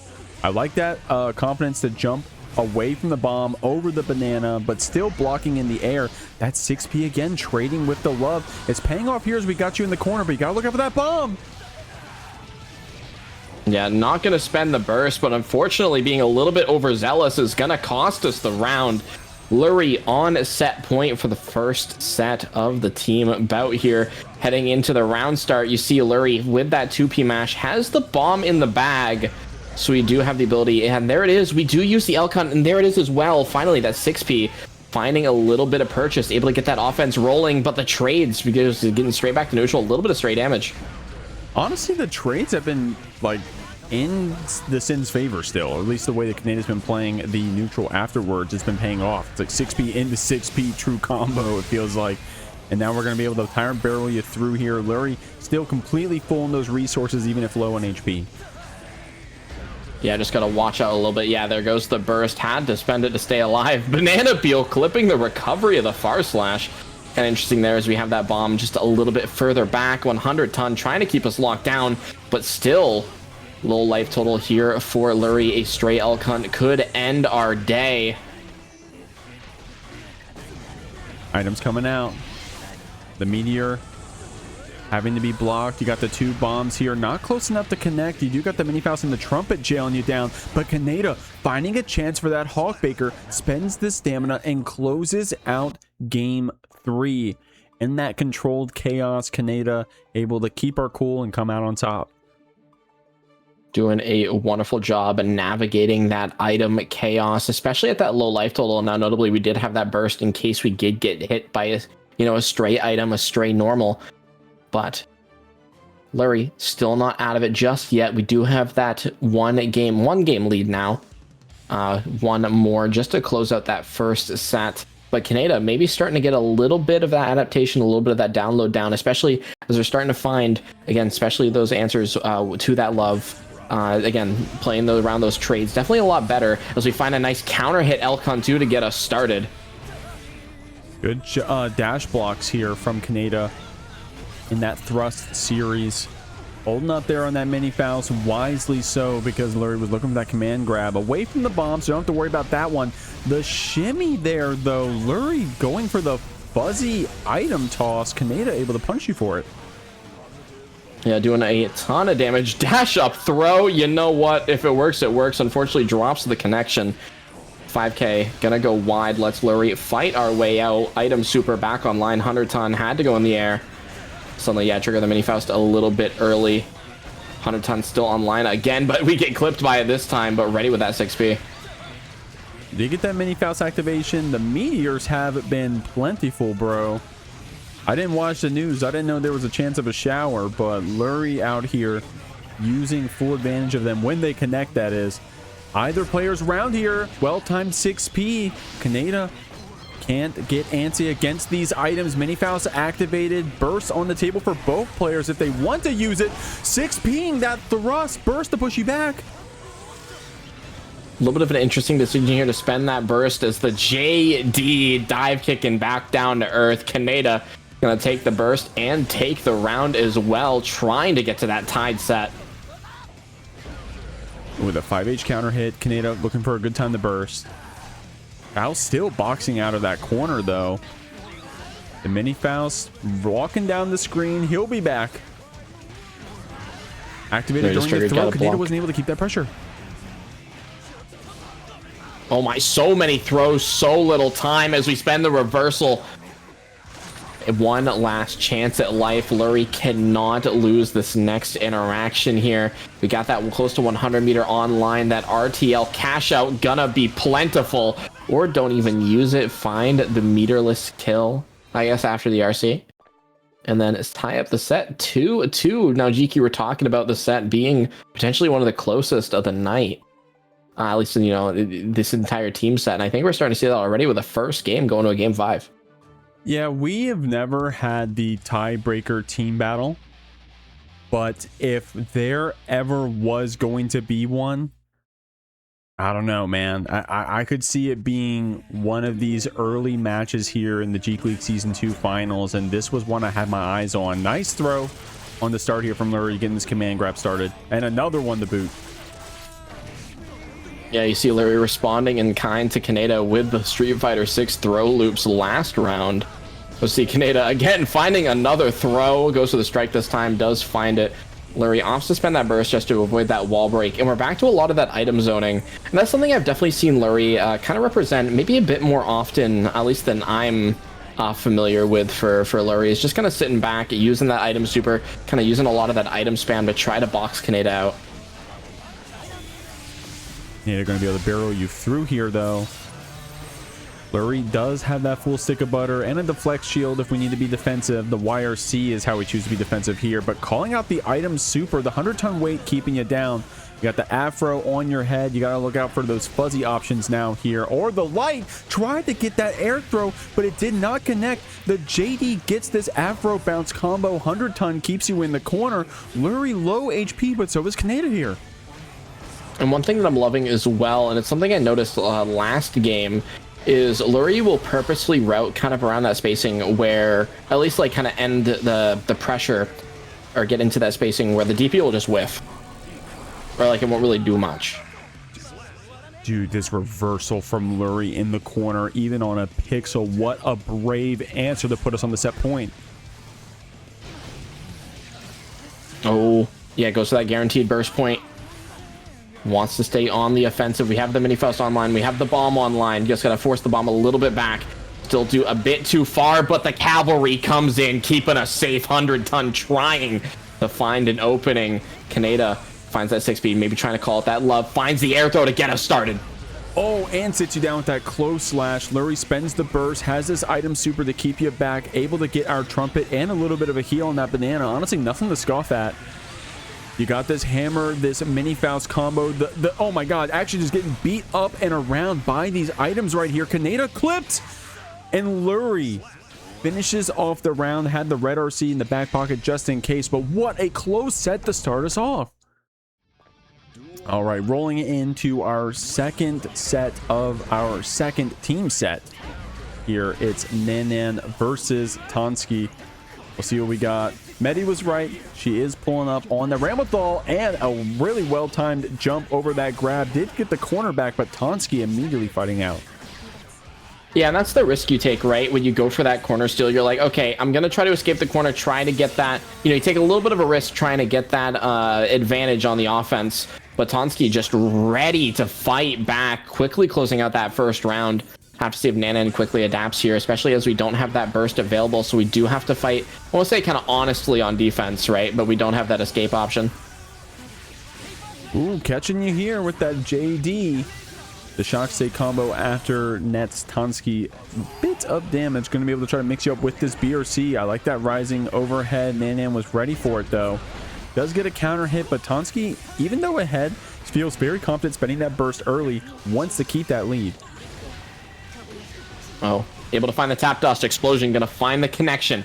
So we are gonna end up going through the wall here. Sword gonna come back for Nan Nan. We do have to watch out for that 50 meter. So potentially, I was gonna say a BRC forward or stun dipper RC. No burst bait on the side of tonsqi. However, we still represent that 50 meter. Sorry, don't even need it. tonsqi gonna be taking that first game of the set. Strong stuff here.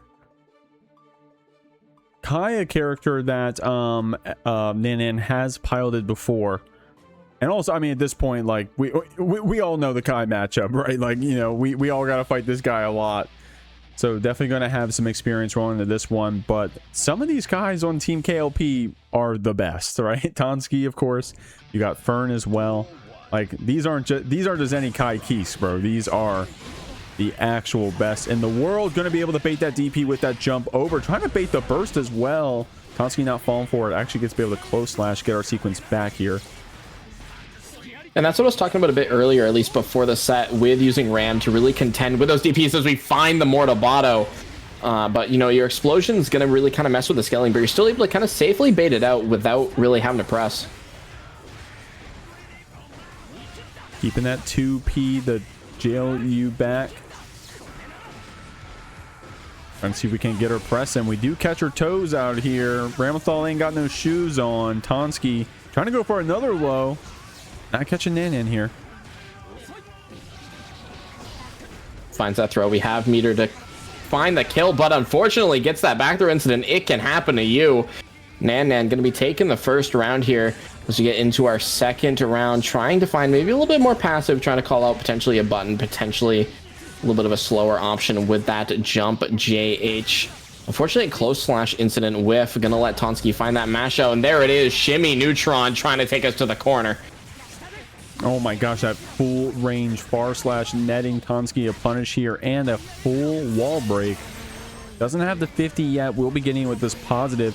Nan Nan trying to get in here, forcing her approach, but tonsqi with a simple 5P anti-air gets rewarded with the round here, evening things up. tonsqi's just been playing, I know it is so, it feels like so dominantly, right? At least in that neutral, well, at least when we get rolling, right? However, and that's what I was talking about before as well, where Nan Nan is able to kind of confidently and kind of safely box out, but there it is again. These shimmies going at tonsqi's way, calling out these throw attempts from Nan Nan. We do have the 50 meter, yeah, going to the Sacred Edge, get that hard knockdown and the shock state. Last interaction, gonna have to see the burst here. Trying to get something started. Oh my gosh. Trying to press through that stun edge. Didn't get the chance to do so. Nan Nan on just one bit of HP. Gets a confident throw to start things. Unfortunately, that JD not getting the meaty like we probably expected, and tonsqi in the scramble presses that 5P and comes out on top. Unfortunately, Spaghetti on the floor. Gonna catch that in the replay, see what happens. Nan Nan hits the try jump, is able to secure a little bit of pressure. But as you're talking about that, JD just not hitting like we expected. And I think we were trying to go for as well is JD whiff, potentially backdash to try to call out maybe a throw attempt. Because we've seen kind of going for a lot of the Kai mirror. Hold on. I think you're totally right on that medikit, by the way. But yeah, I mean, I wasn't kidding. Nan Nan does have that Kai. You know, we were saying before the match started, maybe I said it during the match, she's got a lot of characters, bro, and Kai is one of them. tonsqi here saying, oh, you want to run the mirror, homie? Okay, bursted back here. Nan Nan gonna get out of the corners, trying to scoop you down with this Fuja arc. Does get a counter here on the 2S. Oh, 6K counter hit. We can't be pressing there. As I was gonna say, Nan Nan starting to really take the initiative here, but still fairly equal for both players as tonsqi able to find that stun dipper. No wall break, a little bit too far for the Fuja arc to connect. Oh, catching your toes again here.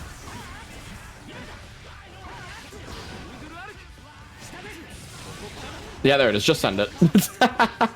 Gonna be a little bit of scaling with that RC, so not gonna be a ton of damage. However, still last interaction here for Nan Nan as we just try to send the Fuja arc TP. The unblockable, bro. Nan Nan getting your head with that one. Didn't get the jump button that we wanted to connect there. Was able to get our pressure after. Nan Nan clipping you again with that 2S, bro. We're finding the silver bullet with that 2S. Good block on the 5D. tonsqi showing that fuzzy jump, doesn't want to get grabbed here in the corner. In fact, trying to take our space here. Nan Nan getting jumped in here. The counter hit for tonsqi, keeping you down with that JP as well. We're really good in the scrambles. Yeah, been having a ton of success as well, as we saw before with that 5P mash to close out the round. Okay, just chilling back a little bit, but Nan Nan again representing these reversals. tonsqi responding in kind, actually going to take us to the wall. Corner pressure on a line, tries to go for a little bit of a frame kill, and there it is, tonsqi on set point. I love the way Nan Nan plays Kai like he's a top tier, bro. Like, she does what she wants to do and is going to make you deal with it. I mean, and in fairness, tonsqi showing you right back that Kai does have the tools to answer those weird situations. The DP getting baited, spends the burst to get out of the corner, but a counter hit far slash from Nan Nan puts you back. Tap Dust going to be getting a wall break, not a ton of damage. However, we still have that positive bonus as well, getting a little bit of that meter back. tonsqi still has this on the ground to cover, but blocking the DP is a great way to get started. Finds the burst, finds the stun dipper. Holy, Nan Nan a little bit of a rough position here. We do have to watch out. We do have that YRC online. We do have the Nan Nan try jump as we find that counter hit, finds the RC, and last hit gonna be that charge dust, and Nan Nan puts a point on the board.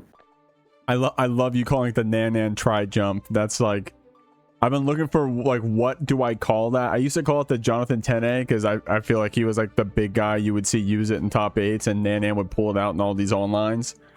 But at this point, I see more Nan Nan than 10A as of late. So yeah, the Nan Nan try jump, bro. Crazy stuff. Unfortunately, wasn't able to show off the combo there at the end, but still getting the round. We take those, getting a game here on the board in the mirror. Yeah, doing an incredible job staying alive. However, the kind of risk, at least swapping that late into the set, is now you do have to find the reverse sweep in the mirror. We've kind of seen how like scrambly it can be at times, and tonsqi definitely excelling in those scrambly situations. We'll have to see if Nan Nan's really able to keep it up, because we did see tonsqi as well start to really call out these kind of, I want to say like reckless, but right, just a lot of these kind of free-form DPs. Yeah, tonsqi keeping it simple here. Tried to bet it on throw, and Nan Nan was ready to hold up at the right time. Trying to see if we can't catch your toes here with some of these 2Ks. Counter hit paying off for Nan Nan here. She was still able to keep things up, but tonsqi sitting you back down, has that fast RC. Nan Nan showing that fuzzy jump, the YRC, the push back this Kai.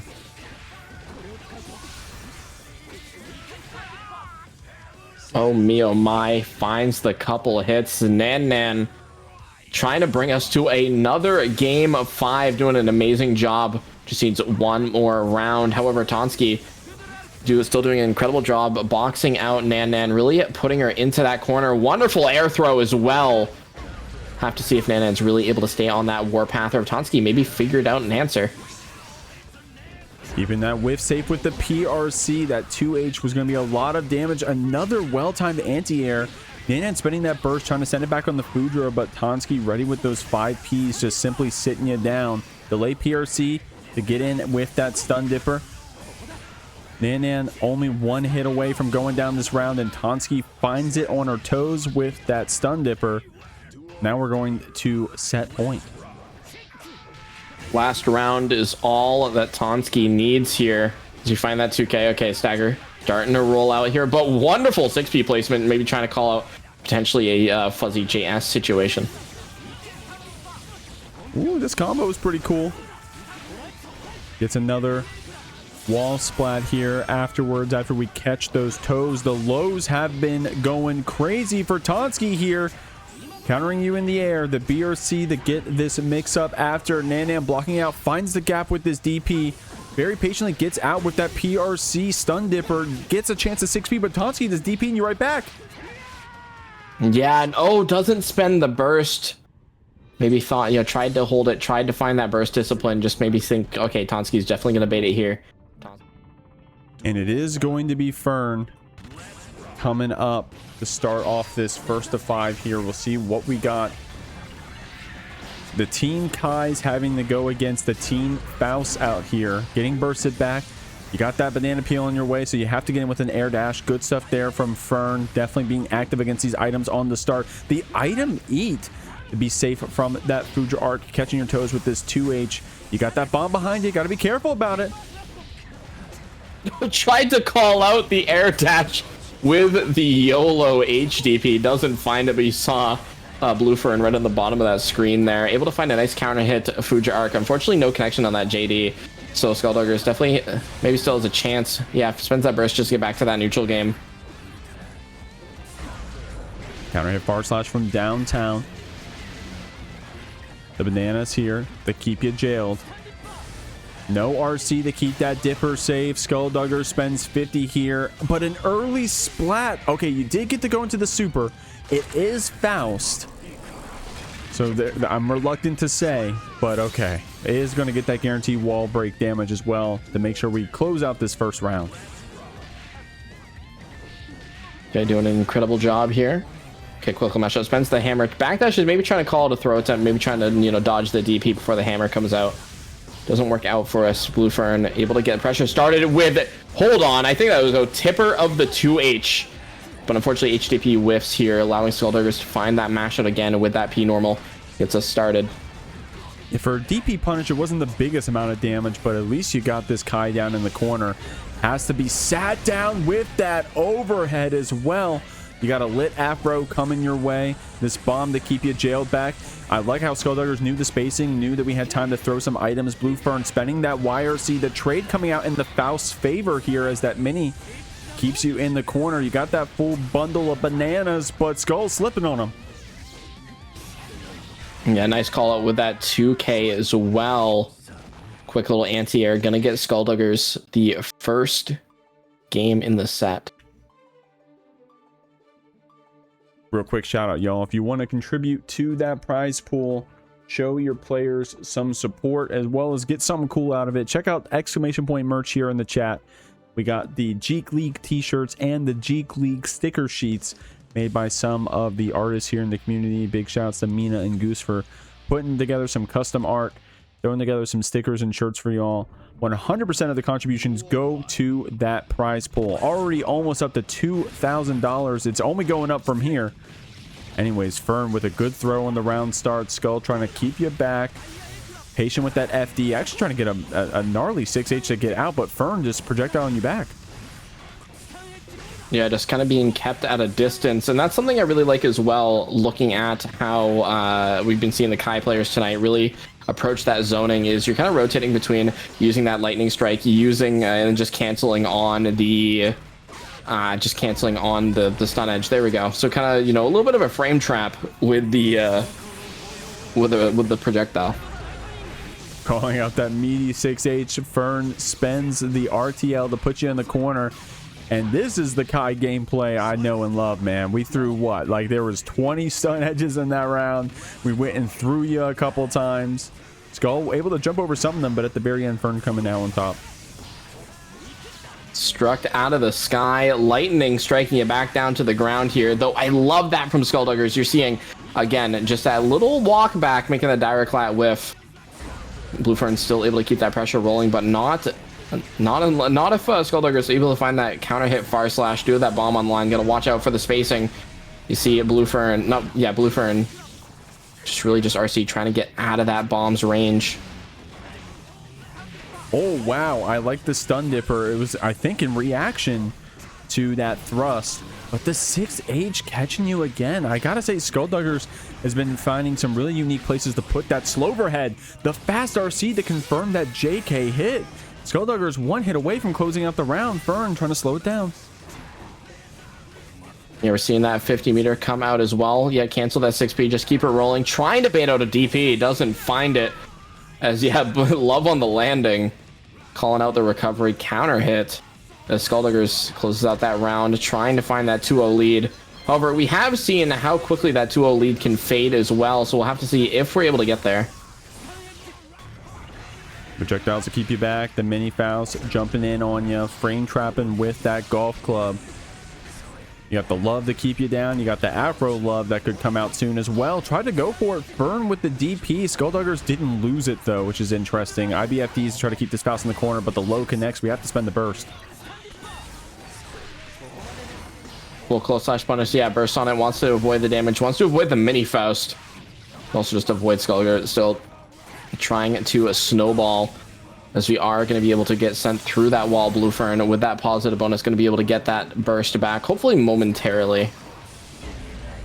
Oh my gosh. Scarecrow PRC to punish that whiff stun dipper, but because it was PRC scaling, it wasn't the most damage you've ever seen on a 5D call out. And Bluefern with one deflect shield later has Skullduggers in the corner. The BRC does come out for us. Challenges the cross up, makes it mix with DP, and the 5K clipped by that projectile. A very close game 2 goes to Fern. Wonderful, wonderful job there. Skullduggers unfortunately getting clipped on that 5K. Going to see that in the replay as well. That's going to be a game apiece for these players. What an incredibly close team set so far. For sure, man. Wasn't surprised to see how close it's been so far. A reminder, in this set 3, it is a 1st to 5. So this one's been going on for a minute regardless of who wins. And because we're already evened up in terms of the scores, you can't bet on one team to try to sweep it here. That air combo was really cool, by the way, by Fern. Skullduggers was ready with the burst to keep you back. The Fudra arc clipping you just in time, and the fast RC gets the low mix. Back to back. The Kai blender is alive and well. Skull just kind of stuck dealing with it, but no, a little bit of hesitation allows us to find that counter hit. Finds the snip, a new hairdo, new me, as we find, oh, nice backdash onto the JD. Not on fire just yet. Not even hit the 50 meter as well, so not gonna have to contend with it as Bluefern finds the throw. Crazy stuff there. Does get a low punish on that mix. Had that shock state applied as well. Skullduggers getting a chance to get knocked back down, I should say, with that new move. Oh, we're able to crawl under the sacred edge after eating that item and recovering in time. Bluefern blocking out these 6Hs, keeping the Faust in the corner. Skull finding a way to the mid screen, but Fern countering you back. Goes to the PRC. We want to be able to break the wall. No, baits the burst. Keeps the corner pressure rolling. We do have that 2P mash out. Just gonna see Skull able to really get us going. Well, unfortunately, I think got rid of the mini Faust for the bomb eat. And that's gonna let Bluefern just continue. We find these stun dipper hits as we went for the RC, did find it, and there it is. Bluefern gonna be able to take the lead 2-1. Strong game 2 there to Fern and Team KLP. But we're still very early on in this set. Could go to distance, and like I said earlier, because of the way the scores already are, we know that we're going to go a decent amount into our second amount of team sets here. Reminder, we're going to be swapping who's on the home side and the away side. So these players could have a chance to fight each other again in the future, depending on what our lineups are. That's in the future. right now. We got these players trading back and forth. Skullduggers trying to get through those stun edges with this far slash. It does pay off eventually. Doing an incredible job here. Gets clipped on the 2K. Let's see, maybe trying to go for a side swap. Nope. Okay, I thought maybe like we were gonna get a like, really weird situation where the charge dust hits us back a little bit.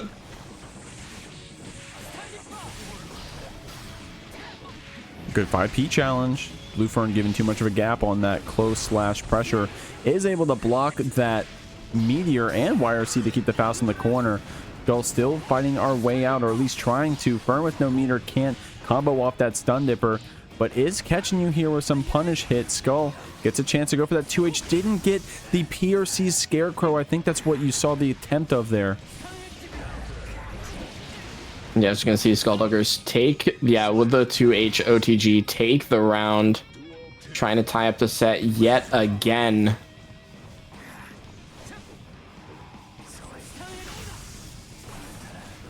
Good spacing there. Able to get away from that 6H. Foudre arc our way back in, and then even on the hit, very confidently spends a blue burst.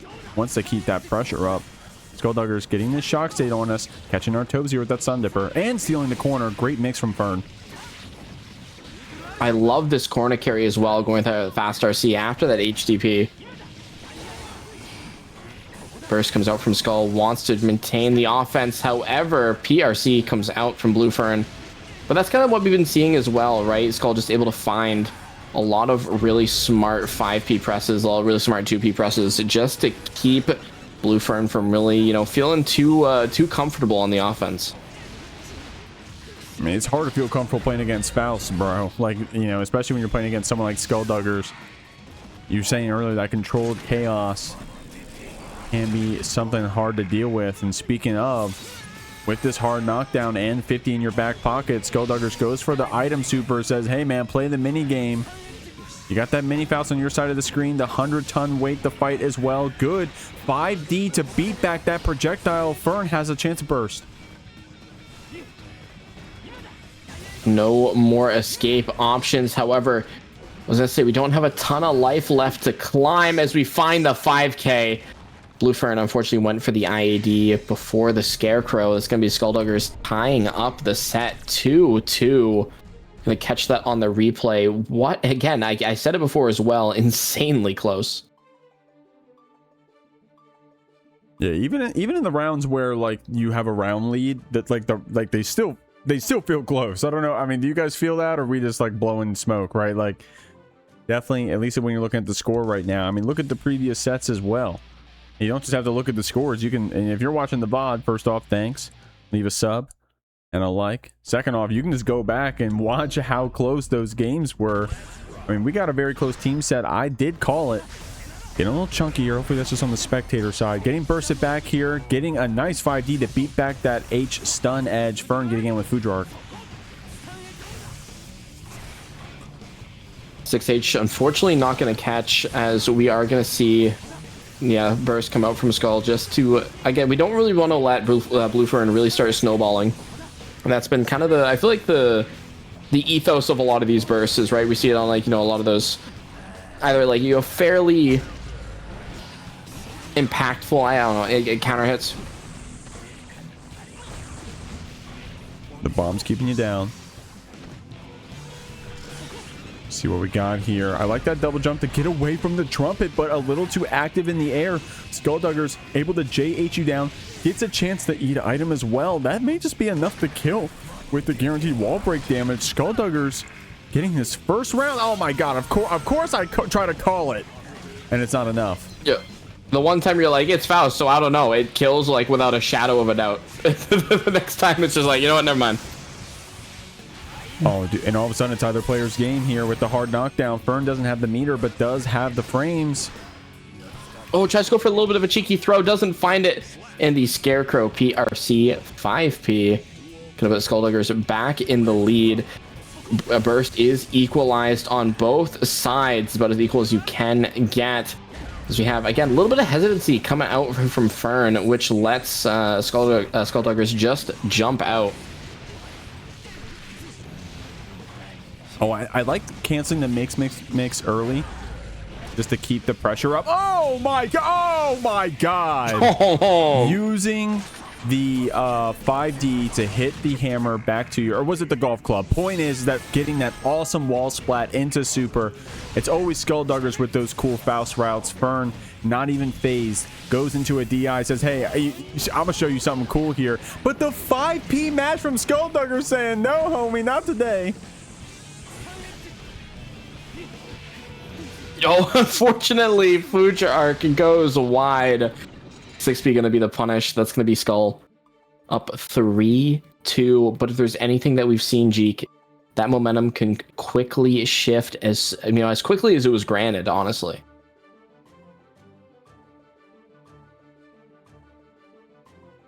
Man. All right, still even as hell out here. And we didn't call the set. If you're confused, reminder, it is 1st to 5 for the 3rd set. But it's also worth more points. Each team winning a previous 1st to 3 set has 2 points each. The winner of this set will go up to 5. So we'll see what we got here. Trying to run in, gets that counter hit on the 2S. Skulldugger spends the burst to push you back, trying to get around these stun edges, but this big body getting clipped here. Fern taking advantage with these projectiles, try to get you with that stun dipper, doesn't get punished, but gets you on the follow-up and has the meter spend. Doing an incredible job. Spends the RCB, want to get the wall break, get that shock state applied, that positive bonus. Hopefully meter penalty is gone by now. It is. Definitely was able to cash out for a little bit of damage. As you're able to get, not a full route, but just again, a little bit of these chunks of damage definitely are impactful. Spends that burst. Wanted to keep a Skull in the corner, but unfortunately burst went wide. But suddenly Skull responding in kind, gets that corner pressure, rocking Mini Faust. Wants that union pay, walking the wrong way. Oh, extending our hurt box is still able to close out the round. The world was our oyster there for Fern. The items trying to keep skullduggers alive here. Hey, good reaction there on the back throw. Possibly trying to get a tech on Fern's approach. Gets rewarded with the throw instead. And catches you trying to dash block with that 5H. An incredible job. Tried to go for a little bit of a Hail Mary there. Wasn't able to find it. J2K gonna check the dash up. Not gonna go through the wall just yet. We do have that bomb online. And you see Skullduggers trying to outspace it, but just Bluefern knocking it back just a little bit. Nice stuff here. You got that trumpet already in your back pocket. Clashing with the DP with our 2H. Gets a chance to eat another item. Fern spending that PRC to get forward here, but Skull keeping you down with that fuzzy mash. 2K. Fern still getting out. Okay, there's a little bit of that, stagger, going to be able to find some success.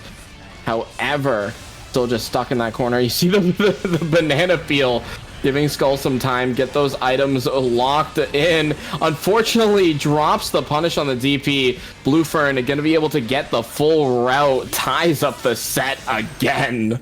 Man, in that scramble, bro, that happened so fast. I actually just need to dead ass watch this replay to see what happened there. Fern saying, no homie, I got the burst, I'm winning this round. Didn't get the JD punish that we wanted there on that DP. Possibly was relying on the items to try to finish it off for us, but then Fern having a chance to spend that blue burst. We're going to game 7, completely evened up here. We got some Fern fans in the chat as well.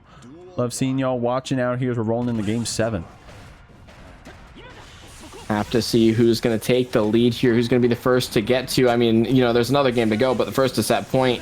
Now, I mean, this will continue a trend if it goes the way I'm hoping, where we'll have both game 5s, at least both first game 5s at a minimum, being a 5-4.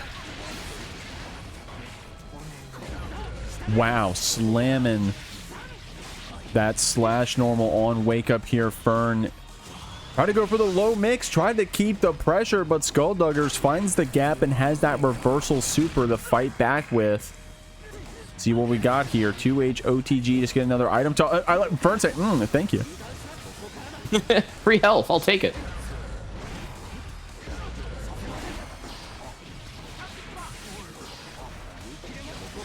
Safe job. Bluefern gonna be the victor here. One more round. That's all we need to take that lead back. However, I mean, I feel like I've said this a few times, you know, don't mean to be a broken record, but again, we've seen this set go back and forth so much. It is truly still anybody's game. However, Bluefern able to find a couple really smart hits with that lightning strike. We're seeing again just kind of rotate between just firing off the stun edge and firing off the lightning strike afterwards, able to find nice little stun dipper route, but still just not able to finish our food. Oh, I like how we mix you up there with that Scarecrow and the 100-ton weight. Skullduggers using that special move very wisely. J2K, dude, Faust players use J2K like it's a damn DP. Skullduggers coming out on top, evening up the rounds. Doing an incredible job here, tied up again, baits the DP, able to outspace it with that 6H. And you're talking about, you know, using that dive kick like it's a DP, and I mean, we're seeing that already, just full sending it every time we're able to. I mean, they're well placed though. Skullduggers got a lot of ways to describe his play, and one of them is calculated. Look at this, going to be able to send you through with this super.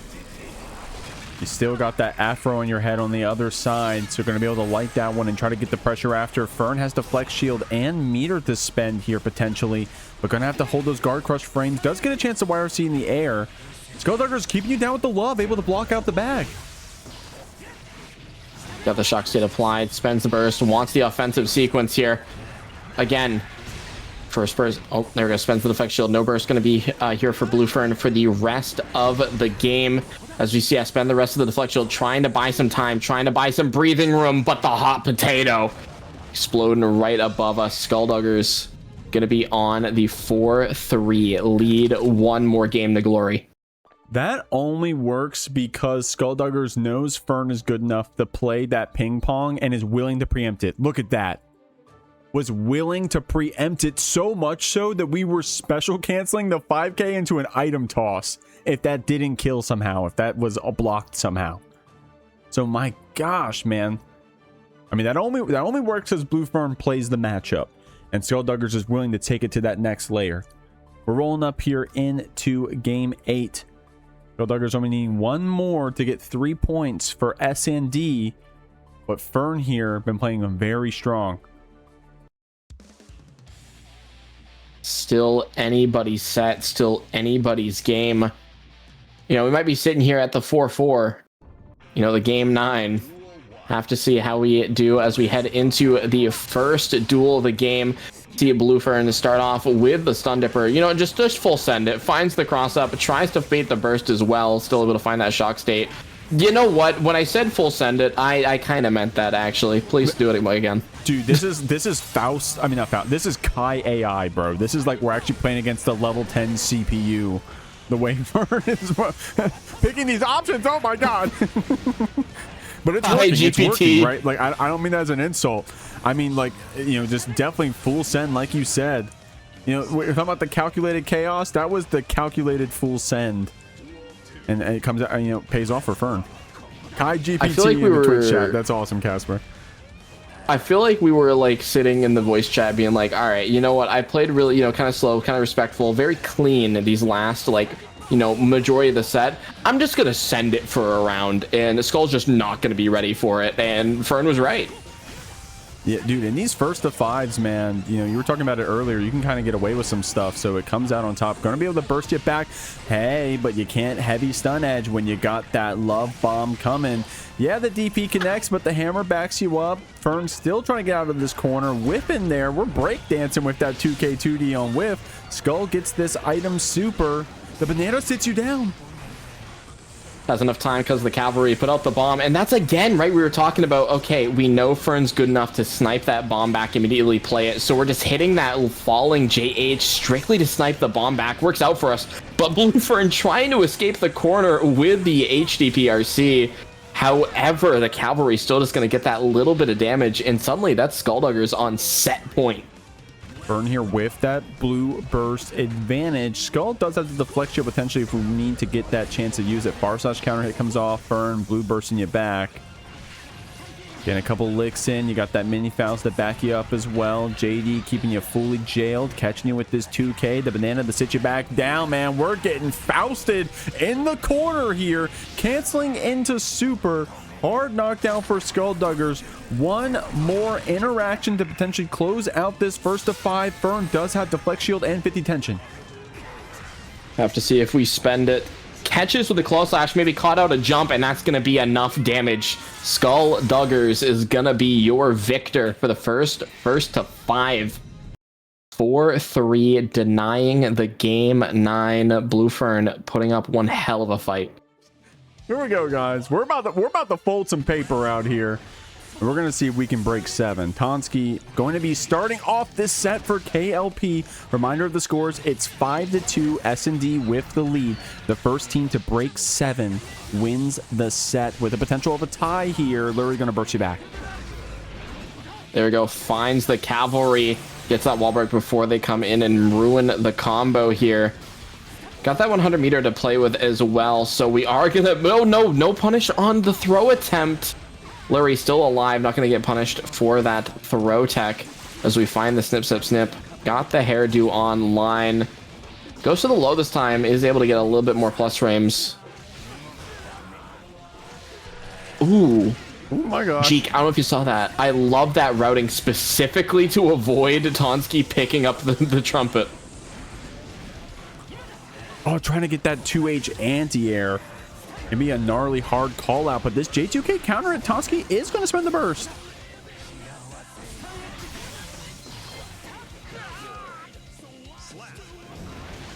And there it is, Lurry.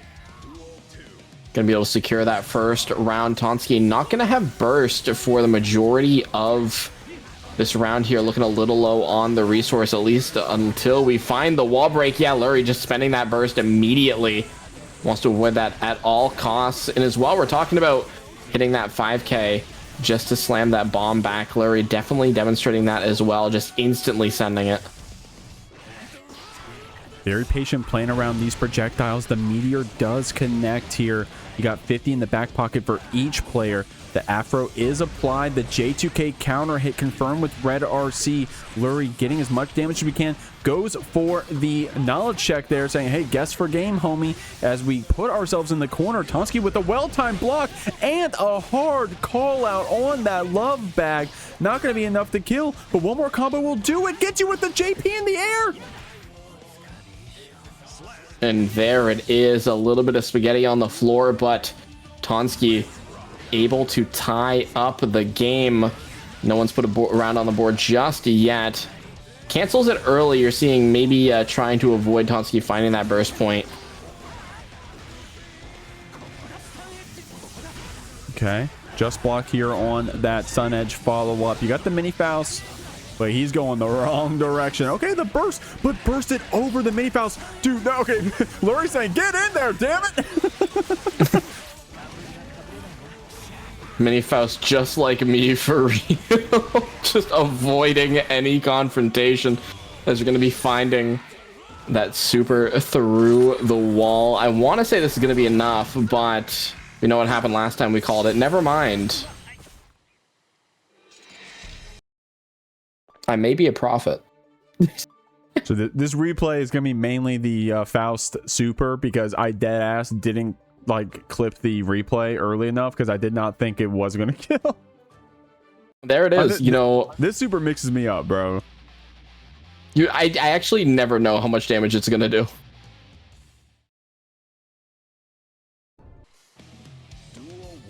All right, here we go. Game 2. Reminder, we're back to first to 3. And this set is worth 2 points. So if S&D wins, they will be at 7-2. And they still need to win one more team set to secure the whole set. If KLP wins this, then what's that? It'll be 5-4. In which case, they can't drop another set, I think, for the rest of the team set if they want to win it. Nope, the 5D connects. Gets this command grab here. tonsqi got the afro on your head. It's lit up. Got to be careful about those guard crush frames. It's only hammers. All right, there we go. Find the chip damage.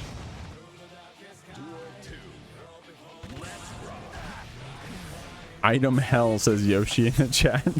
You're not kidding, man. This whole team set's been item hell for KLP, S&D. Been pulling out these item supers. Trying to get you pressed out there. tonsqi, you see, you know what's cool? If I've been paying more attention to, you know, you got to see the differences between these two Kais as well as the two Fausts, right? You know, of course they have, you know, great ways to use those tools similarly, but the way that they layer their pressure and such has been quite different. tonsqi coming out on top in this round. Eyes up the game. No burst here. Lurry just going to go for the clean hit. As you do see, yeah, the Meteor's just keeping us back a little bit. A little bit of Pip Gaming. Just finding the items. Shout outs. The burst getting spent on that counter hit 2D.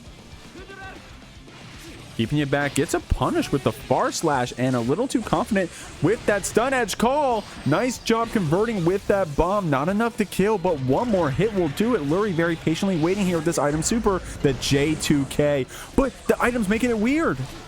Oh. Such a wacky interaction. tonsqi still alive at the end of it.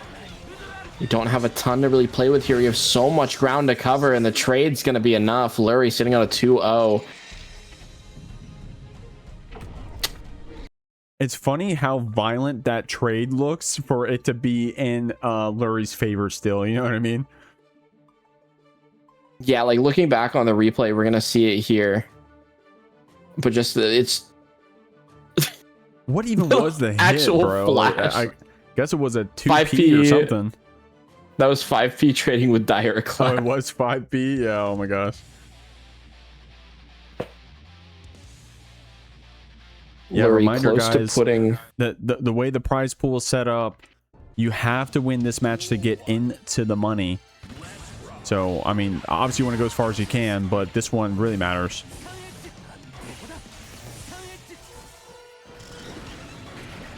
Okay, 6B, yeah, gonna lock us down with the cavalry. 100 ton. I like that as well. Just jumping, IDing back. We do have that Afro, so we're able to get a little bit, you know, more plus frames with the Afro love. But there goes the back throw. It can happen to you. You'll have to see if it's a true back throw incident. Shimmy Neutron. Gonna spend the 50. Gonna be, no, keeping the corner as well. Wall health still incredibly low as we spend the burst to keep the corner pressure. However, that crawl ruining our day. And whoa, hold on. A little bit of a kill slash back hit. Gonna put us through the wall as well. Lurry, someone coming out of that situation on top in the life lead. Yeah, that was probably the latest you could have done that close slash to get the turnaround combo. So great stuff there to Lurry with that weird animation. That being said, tonsqi fighting right back here. Goes for the reset.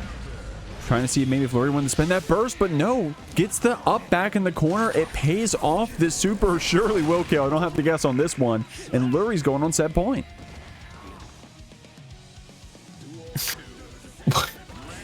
Okay, I'm looking in chat. Bro is playing slapstick 90s cartoon neutral. Thank you, Ukia.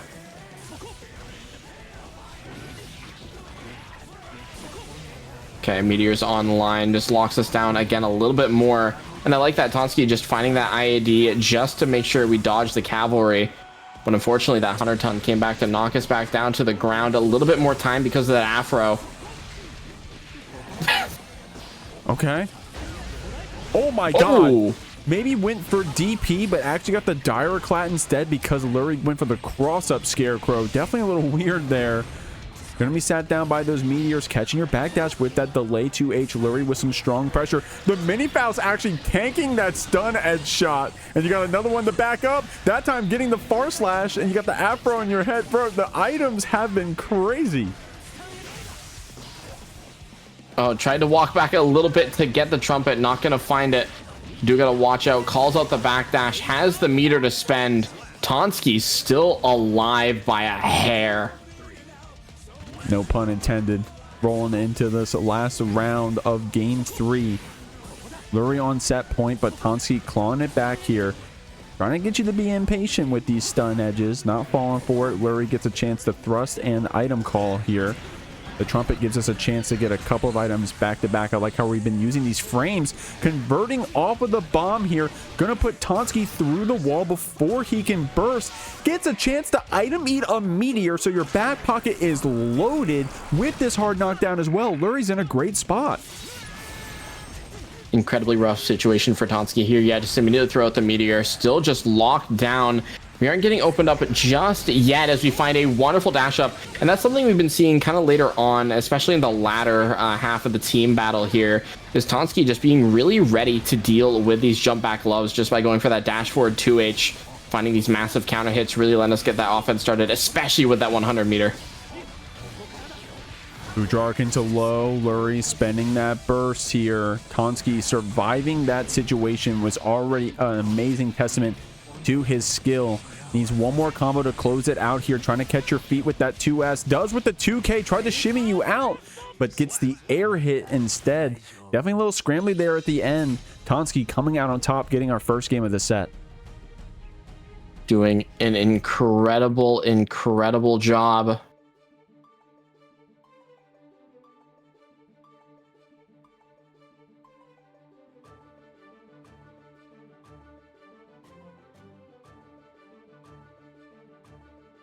Now, reminder, when Lurry won his first set earlier today, trying to remember the player. It was Kaneda. But it did go down to the wire, right? Lurry, no stranger to keeping our cool in the game 5s here. We'll see what we got. tonsqi, of course, needing to claw it back. Can't make a single mistake from this point on. And, I mean, that's a hard task to accomplish when you're going against such a random character in terms of literally how these items are going to be coming out, right? Good confirms here from Lurry on that mini Faust. tonsqi getting a chance to stun edge you to the corner, though. Yeah, fine success, but unfortunate cross up. Did the drift BRC trying to bait that burst, and however, just went a little bit too far. Burst ended up crossing us up. Now we're in the corner. Afro finds the hit, however, Lurry a bit too far to find the confirm. As now tonsqi finding that stagger, tries to find that clean hit, but Lurry with that corner seal. Afro on line a little bit too far. Ooh, is able to confirm off that trade hit, but in the scramble gives Lurry just enough time to hang himself. Picks the reversal. tonsqi safe jabs it, baits it out, and then takes the round and starts off this one strong. Does an incredible job, but tonsqi have been really succeeding in these scrambles, and what an IB, just making sure we have that distance. Not going to go for the sacred edge, surprisingly, opting to keep the meter, going for the jump BRC. However, Lurry keeping his calm, able to find that burst, get to tonsqi back into the corner. This shouldn't be it, but it's going to be last interaction here. Cannot get thrown, cannot get hit. Do not pass go, do not collect $200. tonsqi finishes off this round with 5D to even up the scores. Real quick shout out, I'm sorry I missed this earlier, Valiant FGC with that raid. They must have just finished their bracket. Make sure y'all are signing up for that one here on Tuesdays. Big shouts to MFCR for running that one in the Valiant team. Thank you, homie. And shouts to UMCA for winning their first match today. But these are different teams on the screen. KLP and S&D. While you guys are giving Valiant FGC a follow, make sure you keep this monitor open. We're rolling into game 5. Down to the wire. Lurry starting off strong. tonsqi spending the burst. If you're all just tuning in from the raid, we are seeing, again, a little bit of an extremely close team bout here. We got Team Skull and the Duggers at 5 points, with Keep a Low Profile at 2 points, currently fighting to see if we're gonna, potentially get to a tied up or close to tied up game. As we see tonsqi trying to end the route before Mini Faust. He is approaching. It's like those memes. He is approaching. Picture of Mini Faust is rapidly approaching your location. Oh no, it went wide. 2K mash from Lurry to get out of the corner. Yeah, maybe a bit of an accidental super jump from tonsqi, went a little bit too high. However, was able to stabilize, and suddenly tonsqi on set point, very close to what I was talking about before, as close to tying up as we can get at this point. Gonna be 2-2 at least in set count apiece. Clad here, 6H on block, but tonsqi not getting our turn back in time. Lurry with a frame trap, mix, thrown down here, chasing it down, goes for that safe jab to see if Lurry wants to spend that reversal, does keep herself safe with that PRC, gets rewarded with the frame trap. tonsqi wisely holding on to that burst, but with this mini Faust active, we're going to use those frames to keep you in the corner, but with the gap, tonsqi DBs. Okay, there it is. Route not going to fully confirm here. Such low health, got to watch out. Lurry has to spend that burst at some point, but no, finds the 2K mash. Finds reversal, but it is a safe jab. Just go for the throw. tonsqi finds the set, the reverse sweep coming through.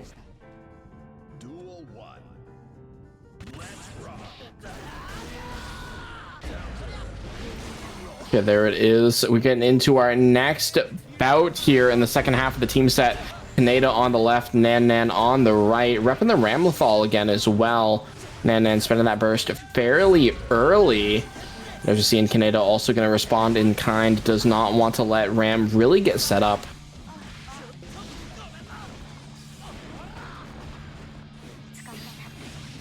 Yeah, there goes the try jump as well. Oh, there goes the 6P just calling us out from the sky. 6K getting a little bit of plus frames. We are going to catch with that overhead. Kaneda spends the meter. We want to get this route. We want to get this wall break. Clean hit going to get us a little bit more damage. Nan Nan a little bit of a rough spot here. All right, I think I got the scores down there, y'all. I'll double check to make sure that they're correct. But KLP on the left, S&D on the right. The score should be 4 for KLP and 5 for S&D. Nan Nan getting shimmied here on her throw. This hard knockdown coming out with Tyrant Barrel. Kaneda with a strong start to this first game of set 5. Finds the 6K. Nan Nan at that low health, cannot afford to be hit, and there goes the 2K. Kaneda putting a point on the board.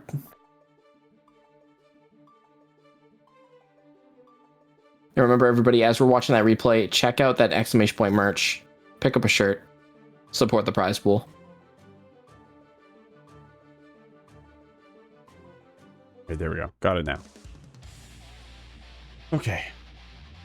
All right. Yeah, so reminder, S&D currently sitting at 5 points. They won a first to 3 and a first to 5, worth 2 and 3 points each respectively. ALP winning 2 of these first 3s. See what we got here, catching here with that low. Got Nan Nan in the corner, the overhead connecting here as well. She's holding on to that burst, but Kaneda taking advantage of that, air throwing you now. Nan Nan spends that burst, does not want to go through the wall. I like that, able to jail out with that JK. However, not really able to capitalize afterwards as Kaneda quickly puts us back into that corner, an oh so familiar location. There's not really much stamina to play with, but that is no concern to Kaneda. Gonna go for the quick stamina-less route. Seal the deal in that round, trying to get to a quick 2-0 lead. But the problem is, like, we've seen how quickly that lead can diminish as well as we find a wonderful back throw on the side of Nan Nan. For sure, man. And this Ramlethal, she gets one wall break. All of a sudden, she's got you stuck in the loop, especially when she gets the hard knockdown. But right now, wow, Nan Nan finding the gap for that mortar botto. Kaneda showing it right back to you without having to spend the meter for his reversal.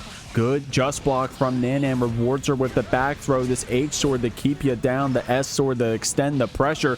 Gets the counter hit on that with 6P, but not enough to kill here. Still very strong set, round 4 her potentially. And it'll be that jump back far slash.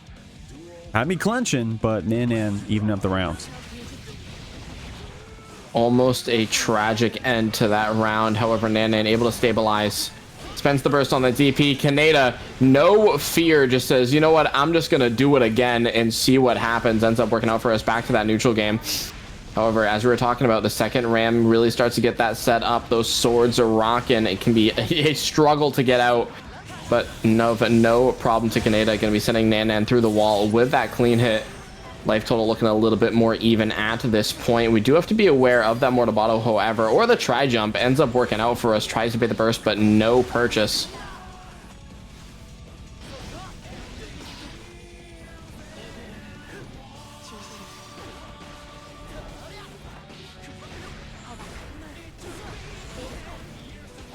Okay, lockdown. Oh, able to find the throw attack. Now, explosion is going to mess up the scaling here, but the life total was going to stay so low. We're going to be able to find the wall break anyway, but unfortunately not able to find it. Go for the RTL. We want to break the wall with super. We want to be able to find that safe jump, as we don't want to have to deal with reversal. We do have that burst online. We do have deflect shield. We have to see what Kaneda picks as the 5p mash blocks it out, goes for the throw. No, counter blitz to seal the deal. Kaneda on a 2-0 tear. What a close game 2 right there, but with the counter blitz to close it. Crazy stuff. What an insane end to that game. Unfortunately, just didn't work out for us. Kaneda able to lock out that burst with that counter blitz. Definitely a well-timed use of that new mechanic, which admittedly we don't see very much. Kaneda definitely showing us the proper application. So I'll admit, y'all, I kept messing up the points over and over again. It on the bottom right should be good now. S&D versus KLP, those should have been the previous scores. Reminder one last time that Skullduggers has 5 points to KLP's 4. Kaneda here potentially in a position to win this set. If he does, brings KLP to 6 points, meaning they still would need to win their first of 5 if they want to make it out of this team set. Nan Nan catching you here with that fast RC after flip. Going to be able to send Kaneda through with the wipers. At this point as well, it is a guarantee that we will have the first to 5, the second one anyway, to close off the set, either to get to that sudden death potentially, or have just one of the teams take it, as we have Kaneda maybe trying to wait out a little bit. Doesn't work out for us. Nan Nan able to find that falling, I want to say falling JP, as suddenly we do have the Calvados, but we're not able to use it. Yeah, there it is. Not Calvados, but just the kill. Ooh. All right, Nan Nan clawing it back here. And you know Ramlethal, she got those cat claws, so you're going to be scratching you here in the air. Going to throw you here in the corner as well. Trying to shimmy out a DPR throw attempt. Kaneda not afraid of the fuzzy jump. Hasn't been super preempting any other hard call-out defensive options. Been to his favor. That being said, Nan Nan was able to run that pressure for a moment here. Kaneda having to spend the burst to get out of the corner. Does make it. Catches you with this overhead. That hoof stomp. Tries to BRC around to keep things safe. You saw Nan Nan press that far slash, but she gets hit for it. Yeah, unfortunately, just a little bit too far to confirm that counter hit. However, we still have the stamina to play with. It goes to CRC. We want to secure that wall break. Try to get that positive bonus. Not going to work out for us. Nan Nan spends that burst. Finds the same side. I want to say explosion. However, again, messes up the scaling, so not a ton of damage. Throw tech comes out. But there it is. Nan Nan putting a point on the board. Stopping the bleeding right there. Nan Nan slows things down to the pace that she needed, right? I mean, Kaneda, I mean, Sin in general, right? A character that can kind of just snowball you away with that stamina. You know, he starts off the match with that bonus resource in his back pocket, right? Able to convert off of those special moves and such and be a little bit trickier than you're used to against some of these other characters. Builds up the positive bonus and then runs it. Nan Nan can do the same thing on this Ramlethal. Just needed the chance to slow down Kaneda first. Paid off here, and now we got you in the corner. The H sword that jail you down. These stagger 2As didn't get the full conversion that we wanted, but catches you with that H sword pop. S sword, I mean, Kaneda spends the burst.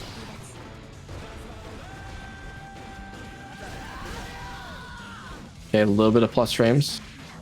Finds that throw. Kaneda tries to get a little bit more of that stamina. He's coming back oh so quickly. However, Nan Nan immediately puts us on the defense. So wonderful confirm with that JS as well. Recovers those swords. We do have the 50 meter to play with on the hard knockdown. So I'll have to see how Kaneda responds. Tries to IAD in, not finding much. Just trying to play a little bit slow, a little bit patient. Nan Nan blocking out that reversal, gets the throw punish, and gets this first round. Kaneda will be getting this burst back here in just a moment. And actually, very strong round start. Catches you with the low and the close slash. Nan Nan not blocking there in the corner. Does have her burst to fight back with, but a little too much in the air. Kaneda was ready with the 6P. Trying to get this throw, though. Gets out. I like that routing from Nan Nan.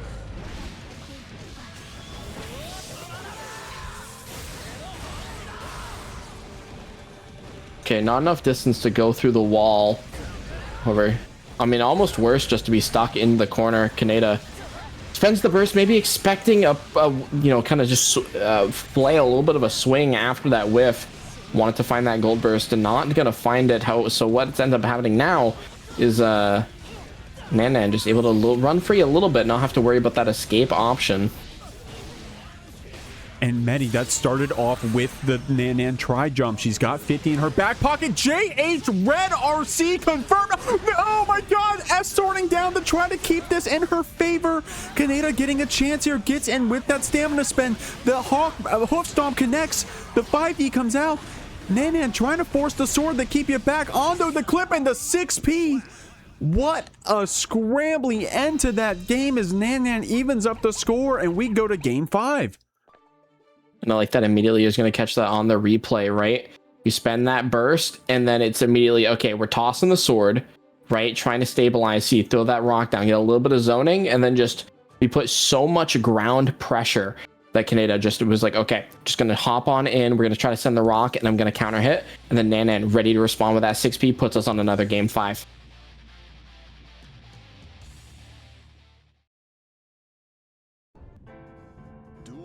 Okay. Getting the throw here. Had to spend 2 stamina for that approach. But the burst gets Nan Nan out of this corner. Kaneda already building back up that resource. About to have 50 here as well. But Nan Nan able to mash out, catching your backdash. Gets the punish here with the sword pop. Kaneda spends the burst to keep you in the corner. Nice jab to keep this Ramlethal down. But a good throw punish from Nan Nan.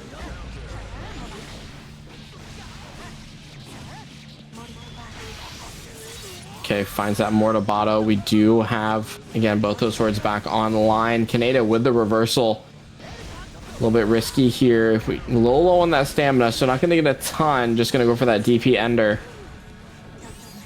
As, yeah, the tri-jump going to be able to find us that hit, and works out wonderfully. As now we're on a set point. Nan Nan on the verge of that reverse sweep. And I feel like we've seen this story time and time again. Right, it feels like whoever gets that first 2-0 lead just really struggling to close it out tonight. The overhead getting us this throw bait after Nan Nan. Gonna be tyrant barreled through here. Kaneda gonna use these hard frames, but Nan Nan actually still getting her Mortabato here. Kaneda betting it on the meaty. Okay, that was tricky right there. The double overhead. Nan Nan getting caught here. Is going to go down as we even up the rounds. Last round, game 5, full burst. What do we got? A little bit of a scrambly round start there. Nan Nan trying to rely on that JS to really box out Sin. Not working out for us. Try to spend that burst, get back to that neutral. Try to solidify that game plan. However, Kaneda with a well-played 6P going to snipe us out the sky. We have the stamina confirmed. However, we do opt to save it, as the last hit will be all that she wrote, as we have the Tyrant Barrel on standby. And the clean hit gonna be more than enough. Kaneda seals the deal for keep a low profile. Burn versus Skullduggers. What a way to start with that run up. But the throw getting teched here. Skull trying to get that J2K. Spends the burst. Fern trying to keep that combo going. You got the mini Faust coming out here. A well-timed 4P on the other side there. Skull able to anti-area down. This is a very quick start to this game. Indeed, indeed. And much like, you know, the round start being fairly quick, we got Fern building up that 50 quick as well. As we went for the DP and not going to find it. Opts to spend that burst to avoid going through the wall. Skullduggers fortunately gets called out for that mix. Nice counter hit on the side of Blue Fern. Oh, a little bit of a scrambly situation. You're able to pick up with a counter hit 5H. Suddenly, Skullduggers on death's door. Is trying to play around with these items, though. You got that bomb keeping you down, using that hammer stagger state to get more frames here. Skull has 50, could be spending it on this item super. I like that we don't opt for the wall break super, but that's the risk you pay, right? Fern just going to be able to walk right up through those maybe suboptimal items. They are random, of course. Gets the throw to close out the round. Yeah, Fern recognizing that we had no like immediate threat in that super and just going for that dash up throw to close it out. Ends up working out for us, so we get sniped down from the heavens. Tries to go for the, you know, the good player check. The tap dust RC doesn't find it.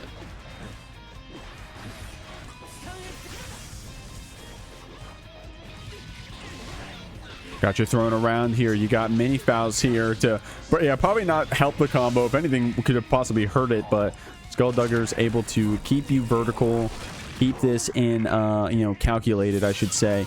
And that's a lot of damage, taking away half your life, catching you with the empty hop low as well.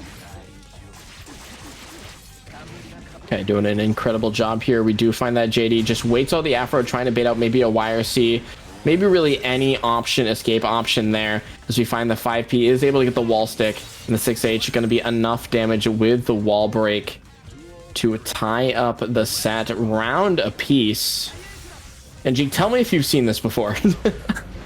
Yeah, I feel like I've been seeing this all night between these teams, going even back and forth here. Wow, confidently trying to go forward with that 6H here. Fern getting the Afro on her head. Oh my lord, that clipped on the other side. That may have been because of the Afro hurt box during Foudre arc that we were able to get that connection. Fern taking that one on the chin, just moving forward here with these RC combos. Skull will have a 100-meter and that Patui meteor, but not a lot of life left. Yeah, in a really rough position here. We do have the option for that YRC for reversal super ops. Yeah, there goes the YRC, but Blue Fern ready just with that dash up, able to secure the first game in the set. Skull just not able to escape, not able to find really an opportunity. We did go for that YRC, and maybe gonna see it in the replay, but again, Blue Fern just ready right back on top of him. And getting these run-up 6Hs, you know, just because I'm naive, I don't know. Just because I'm naive, of course they could be very hard call-outs on Fern doing backdash, but I wonder if some of those maybe are like supposed to be like micro dash 5Hs that are turning into 6H possibly.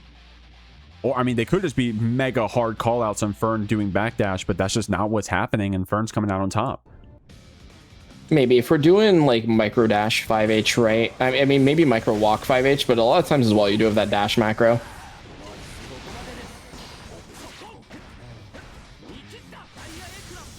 Okay, stagger not going to work out for us. Skull just playing patient, able to find a confirm with that counter hit. JD. We almost comboed off of bomb with burst, bro. You know, I was so sad that didn't hit. I was like, for sure that hits, right? If it was gonna be anyone, it would have been Skullduggers. I mean, look at this one, building up 50, sending you through. Oh, just a bit too far away from the close slash. Didn't get the far slash there. Proximity. That's Blue Fern gonna take the hit off the tap dust. Unfortunately, didn't have the RC to go for the full conversion. But I mean, you know what? I'd be happy with a corner pressure and dragon install too. You know what? That's fair. Especially when the next hit kills. I mean, at this point, you gotta look out for that chip. I think you get like increased chip damage when you're in this dragon install Kai form, so you really can't block anything. You just got to be able to slash back, but not this time. Fern coming out on top. DI in to win.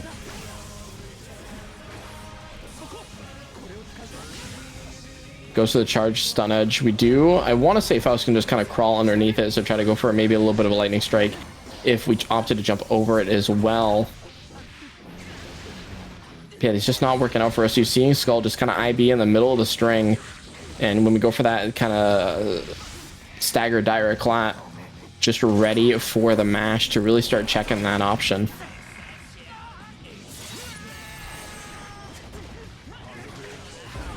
Oh wow, catching your approach there with that 2H. Got the Batui meteor to keep your back, but these 5Ds, man, Blue Fern has been finding some great chances to weave them in. Good challenge there from Skullduggers with the 5P. Not gonna be enough to kill here. Does have the item to back you up, and it's the Scarecrow PRC on the other side mixing you up. Those 100-ton weights coming down on Blue Fern, blocking the wrong direction because Skull teleports to the other side.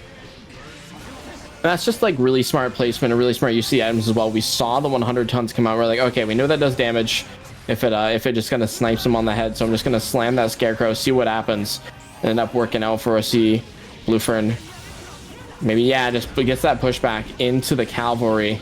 Gotta avoid it entirely, though. Make sure it doesn't mess up the route, so we still have that shock state applied. When we try to see BRC forward here, no. Woo. Instant J2K. Skullduggers getting that counter hit. Catch it. There's the backdash catch with the 6H. And the combo off of the hammer hit. Bro, Skullduggers is so good with these items. With every Faust move, knows where to put it, knows where to use it, is able to get combos like these. That being said, you're still needing to play perfectly here if you're going to win this round. Blue Fern with 100-meter and the burst, but it gets baited. Skullduggers getting game 2. Eyes up the set 1-1. I feel like I've said this so many times between these two players, just incredibly back and forth. Excited to see as the set develops, as we see, I mean, again, a wonderful burst bait here from Skullduggers, just being like, all right, I'm just going to chill out. You know what? If you press, you press. I have the cavalry below, so I'm still going to be plus. Yeah, converted off of it, by the way. Like, bounce off the cavalry into the far slash. Basketball. Yeah. Faust has won the NBA Finals.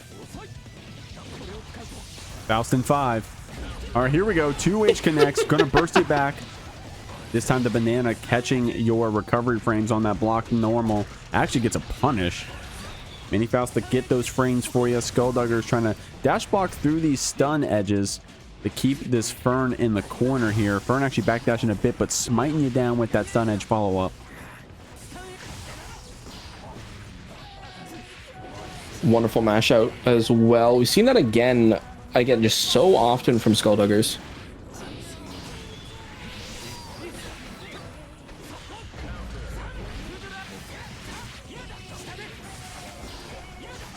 Catching that fuzzy jump, nice. At least trying to, but at 2+, couldn't get the throw. Yeah, unfortunately, Mini Faust walking in to ruin our day. Yeah, there it is. Go for the ladder route just to avoid him. Make a wide berth. Heads up routing there from Fern. Did not want to lose that combo. Did some shenanigans. Skullduggers with a good punish here. Okay. It's been very good about finding these moments to thrust Fern going for heavy stun edge. Been paying off. You got that banana to heal you a little bit. It's going to be behind you as the 5D connects, baits the burst, and with 100 in your pocket, goes for a reset here. Another burst bait. Blocks the reversal. Tied up yet again. Blue Fern a little low in the burst department. Gonna have to fight with a little bit of a deficit until we're able to find that positive bonus or just enough time. Have to see. Unfortunately, Love ends up tanking that stun edge hit, so Blue Fern not really able to get that shock seed applied. We are able to get it now, but still just not able to really open Skull up.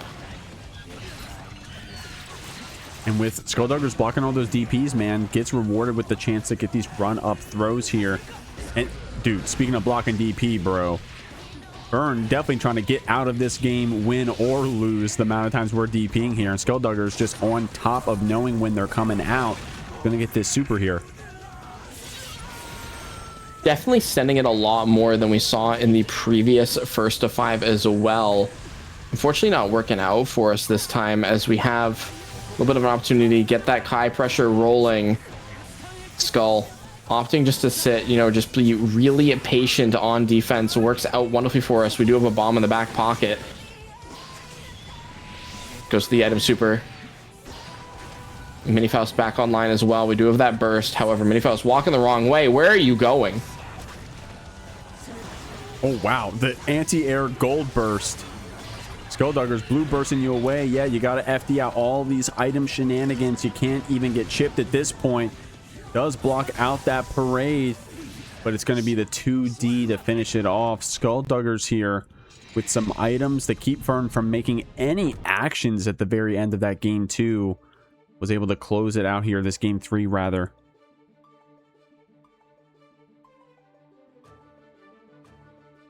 Doing a wonderful, wonderful job. I love the lose quote from Fern. I'm employed.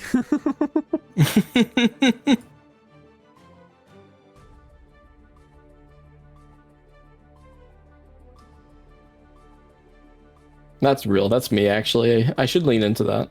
Yeah, every time I lose, I'm employed. And every time I win, I'm like, bro, really? I'm employed. How when I win, I say, I'm employed. When I lose, I say, I'm employed. For me, it's like, bro, I host this game. I don't even get a chance to practice. Hello? We all got Reminds me as we're getting into our game of 4 here. Remember, I played a set against Gecko, and I got hit with... No, I didn't play a set against Gecko. It was just in the chat. It was like, wait, you're a T... Wait, you play this game? I thought you were just a TO. Here we go. Skulldugger. I know Skullduggers plays this game, bro. I'm on his Twitter. And the clips they'll be getting here with the Faust, man. Crazy stuff. And right now, we're just keeping it simple. Fast RC, getting a perfect to close out this first round. I mean, same for Fern, though, right? If you're seeing something crazy with Kai on Twitter, check who posted it. It's most definitely Fern. Yo, I was hoping, but we didn't combo off the burst again. I was sad. Is it even possible? There has to be. I don't think so. I was like, there has to be like something that's stopping you, which is kind of sad. Some good items here. You know, honestly, just getting the reset off the meteors is probably optimal if you keep the Faust in the corner, assuming you win the next situation. Fern, feeling that pressure, tries to stun Dipper out. Doesn't get that chance. Baits the burst. Doesn't get the punish, though. You got to be perfect with that 5H timing after, but the slow overhead connects, and Skullduggers is up 3-1.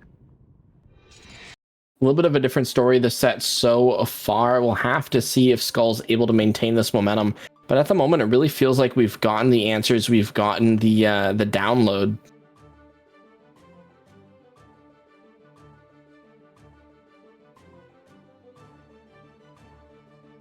Now, I don't have any... I'm not backing this up with any stats, but from what I remember, my vibes, that Skullduggers was very consistently in that first to 5 anchor spot during the playoff season when coming up to this point in the bracket.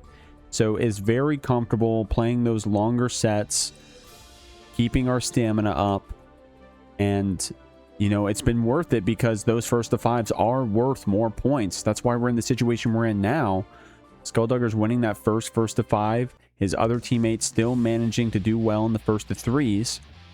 KLP needs to win this set in order to advance. Skullduggers poke away that chance for them to even tie. Let's see what we got here. We're up 3-1.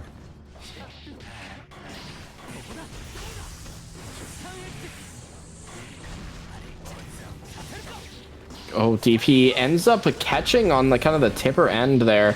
Baits the burst as well, responding in kind. But as we were talking about before, maybe not this route specifically, the cavalry kind of messing up that route. However, Blue Fern able to really stabilize, kind of salvage that situation with that Sacred Edge. However, Skull still able to get that pressure rolling as we do have bomb online. Just gotta put it back in a little bit of hot potato.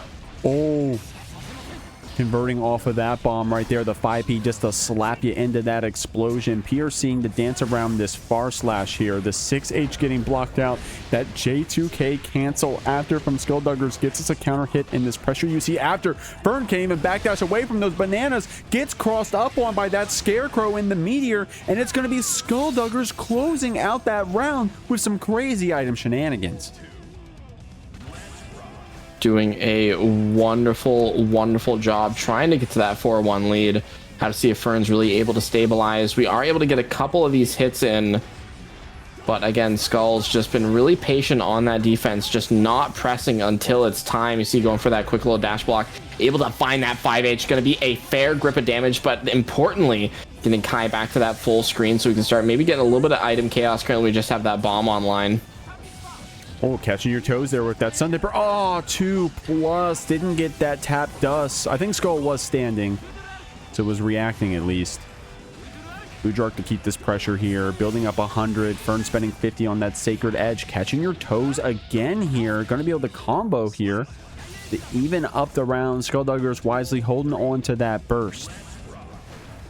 You see Skull maybe autopilot too, or on like that overhead block on a read, because I mean you see Blue Fern going for like a lot of these tap dusts. Just maybe that 2S catching us out here a little bit late into the set.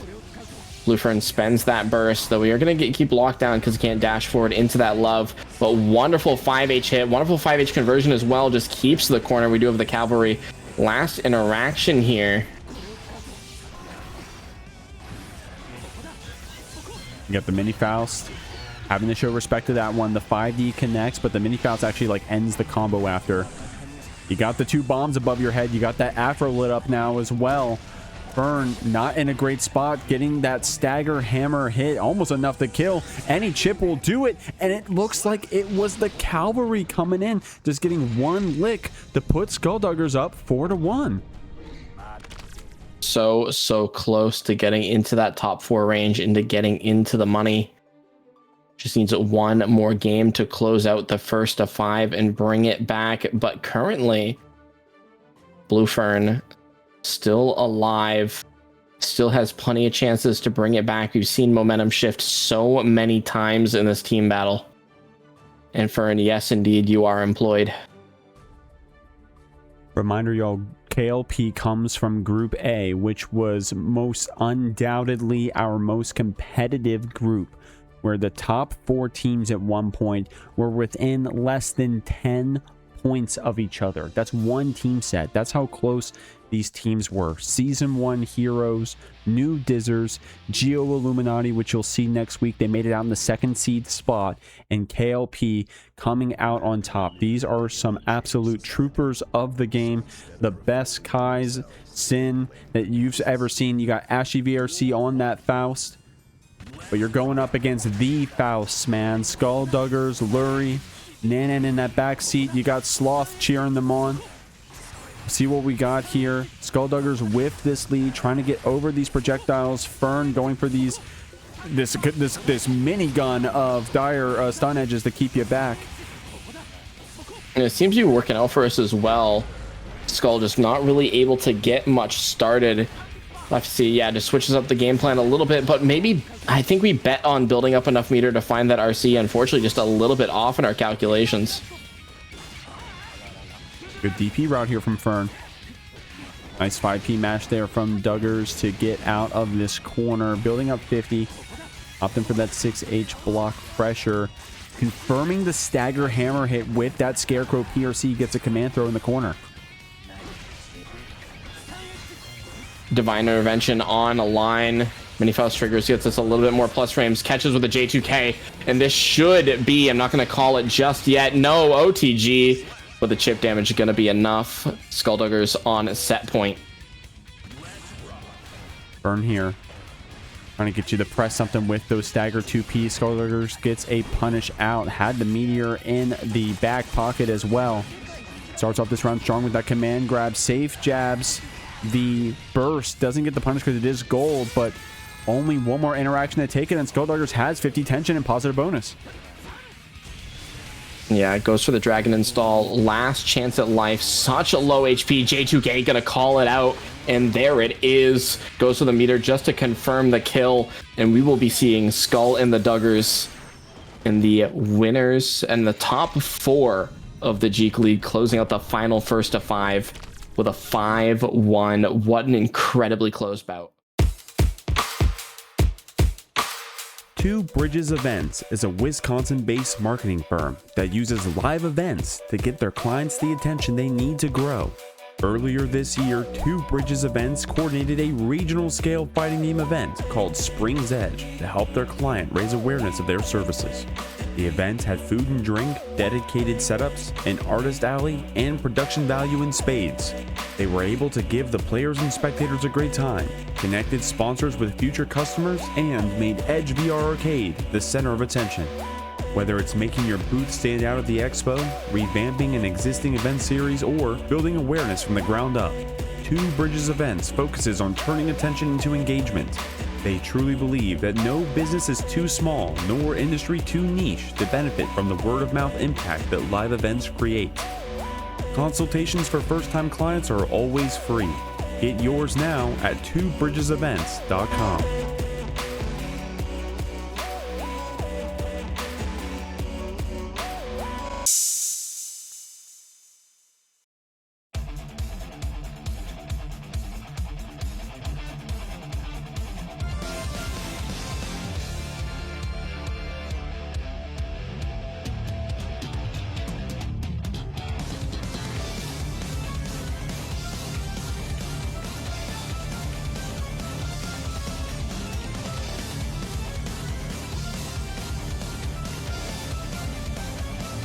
So that is Skull and the Duggers making it on to your semi-final spot. Both of these teams in the running for the money. UMCA still going to be the team to beat, going to keep it a buck. Not trying to pick be biased or anything, but they were literally undefeated, never dropped a single set, and continuing into the playoffs are keeping that streak going. But who are their opponents going to be? Well, next week, guys, we'll be finding out between Insert Pickle Burger versus Geo Illuminati and Team Factor versus Rush Hour. Now, you're a little biased when it comes to Rush Hour, Matty, but I'm a little biased, just a little. I will be with my team, cheering and hopefully not getting rage baited by Float Up being on Axel.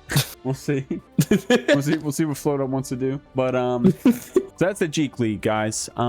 Manny, you want to talk about the Weekly Warrior League and then we'll send it off? Alrighty, everybody, you heard about it earlier in the stream, but I'll give you a quick little recap here after all of our sets are done. The Weekly Warrior League is a 3-month Guilty Gear Strive League composed of weekly net play brackets you all already know and love. It's composed of Guilty Ear Reloaded, the Swiss bracket on Wednesdays. On Thursdays, we got the Factory and Fight Sticks and Flash Kicks hosted by Team Factor and OEG respectively. Friday, you got the JeekLeague hosted by You're Already Here on the JeekLeague channel as well. Shout out Jikh as well. We got Payday on Saturday. Of course, Mr. Bad Guy's Wild Ride hosted by yours truly, the Rushdown Resort, every Sunday. Now you can take a look at how many points you get if you qualify into that top 8. 9th does get a point if you get there, so 9th and above does get you some points. And there's a quick little weekly bonus, but you can check out all of that information at start.gg/Weekly Warrior. The Match Arena prize pool is, again, still a work in progress. That's going to raise kind of as the league goes on. I'm going to put some in as I can. So hopefully should be fairly large by the end of it. Appreciate y'all always supporting all those brackets, and now we try to give you incentive to do so with these leagues coming up. Shout out to Medi for throwing together WWL for us and for everyone who's participating. Guys, I'm gonna do one last shill and I'll send you off. We got the JeekLeague merch. This contributes directly to the prize pool. I'm shilling because 100% of the proceeds go to the players. You got some stickers and some custom art on a shirt as well. Big shouts to Mina and Goose for throwing these together. 6 custom holographic vinyl stickers you can throw in your water bottle on your fight stick. And hey, I'm not gonna judge. I'm not your dad. And you got this shirt, size small to 3XL, delivered straight to your house. 100% goes towards the prize pool. Playoffs continue next week with teams like Insert Pickle Burger, Geoluminati, Team Factor, and Rush. So make sure you come next Tuesday. Every Friday we got the JeekLeague Open, and Thursdays we got our fighting game local here in MDVA. I'm Jekh. I'm with Medi. We'll see you all next time. Peace out. Peace out.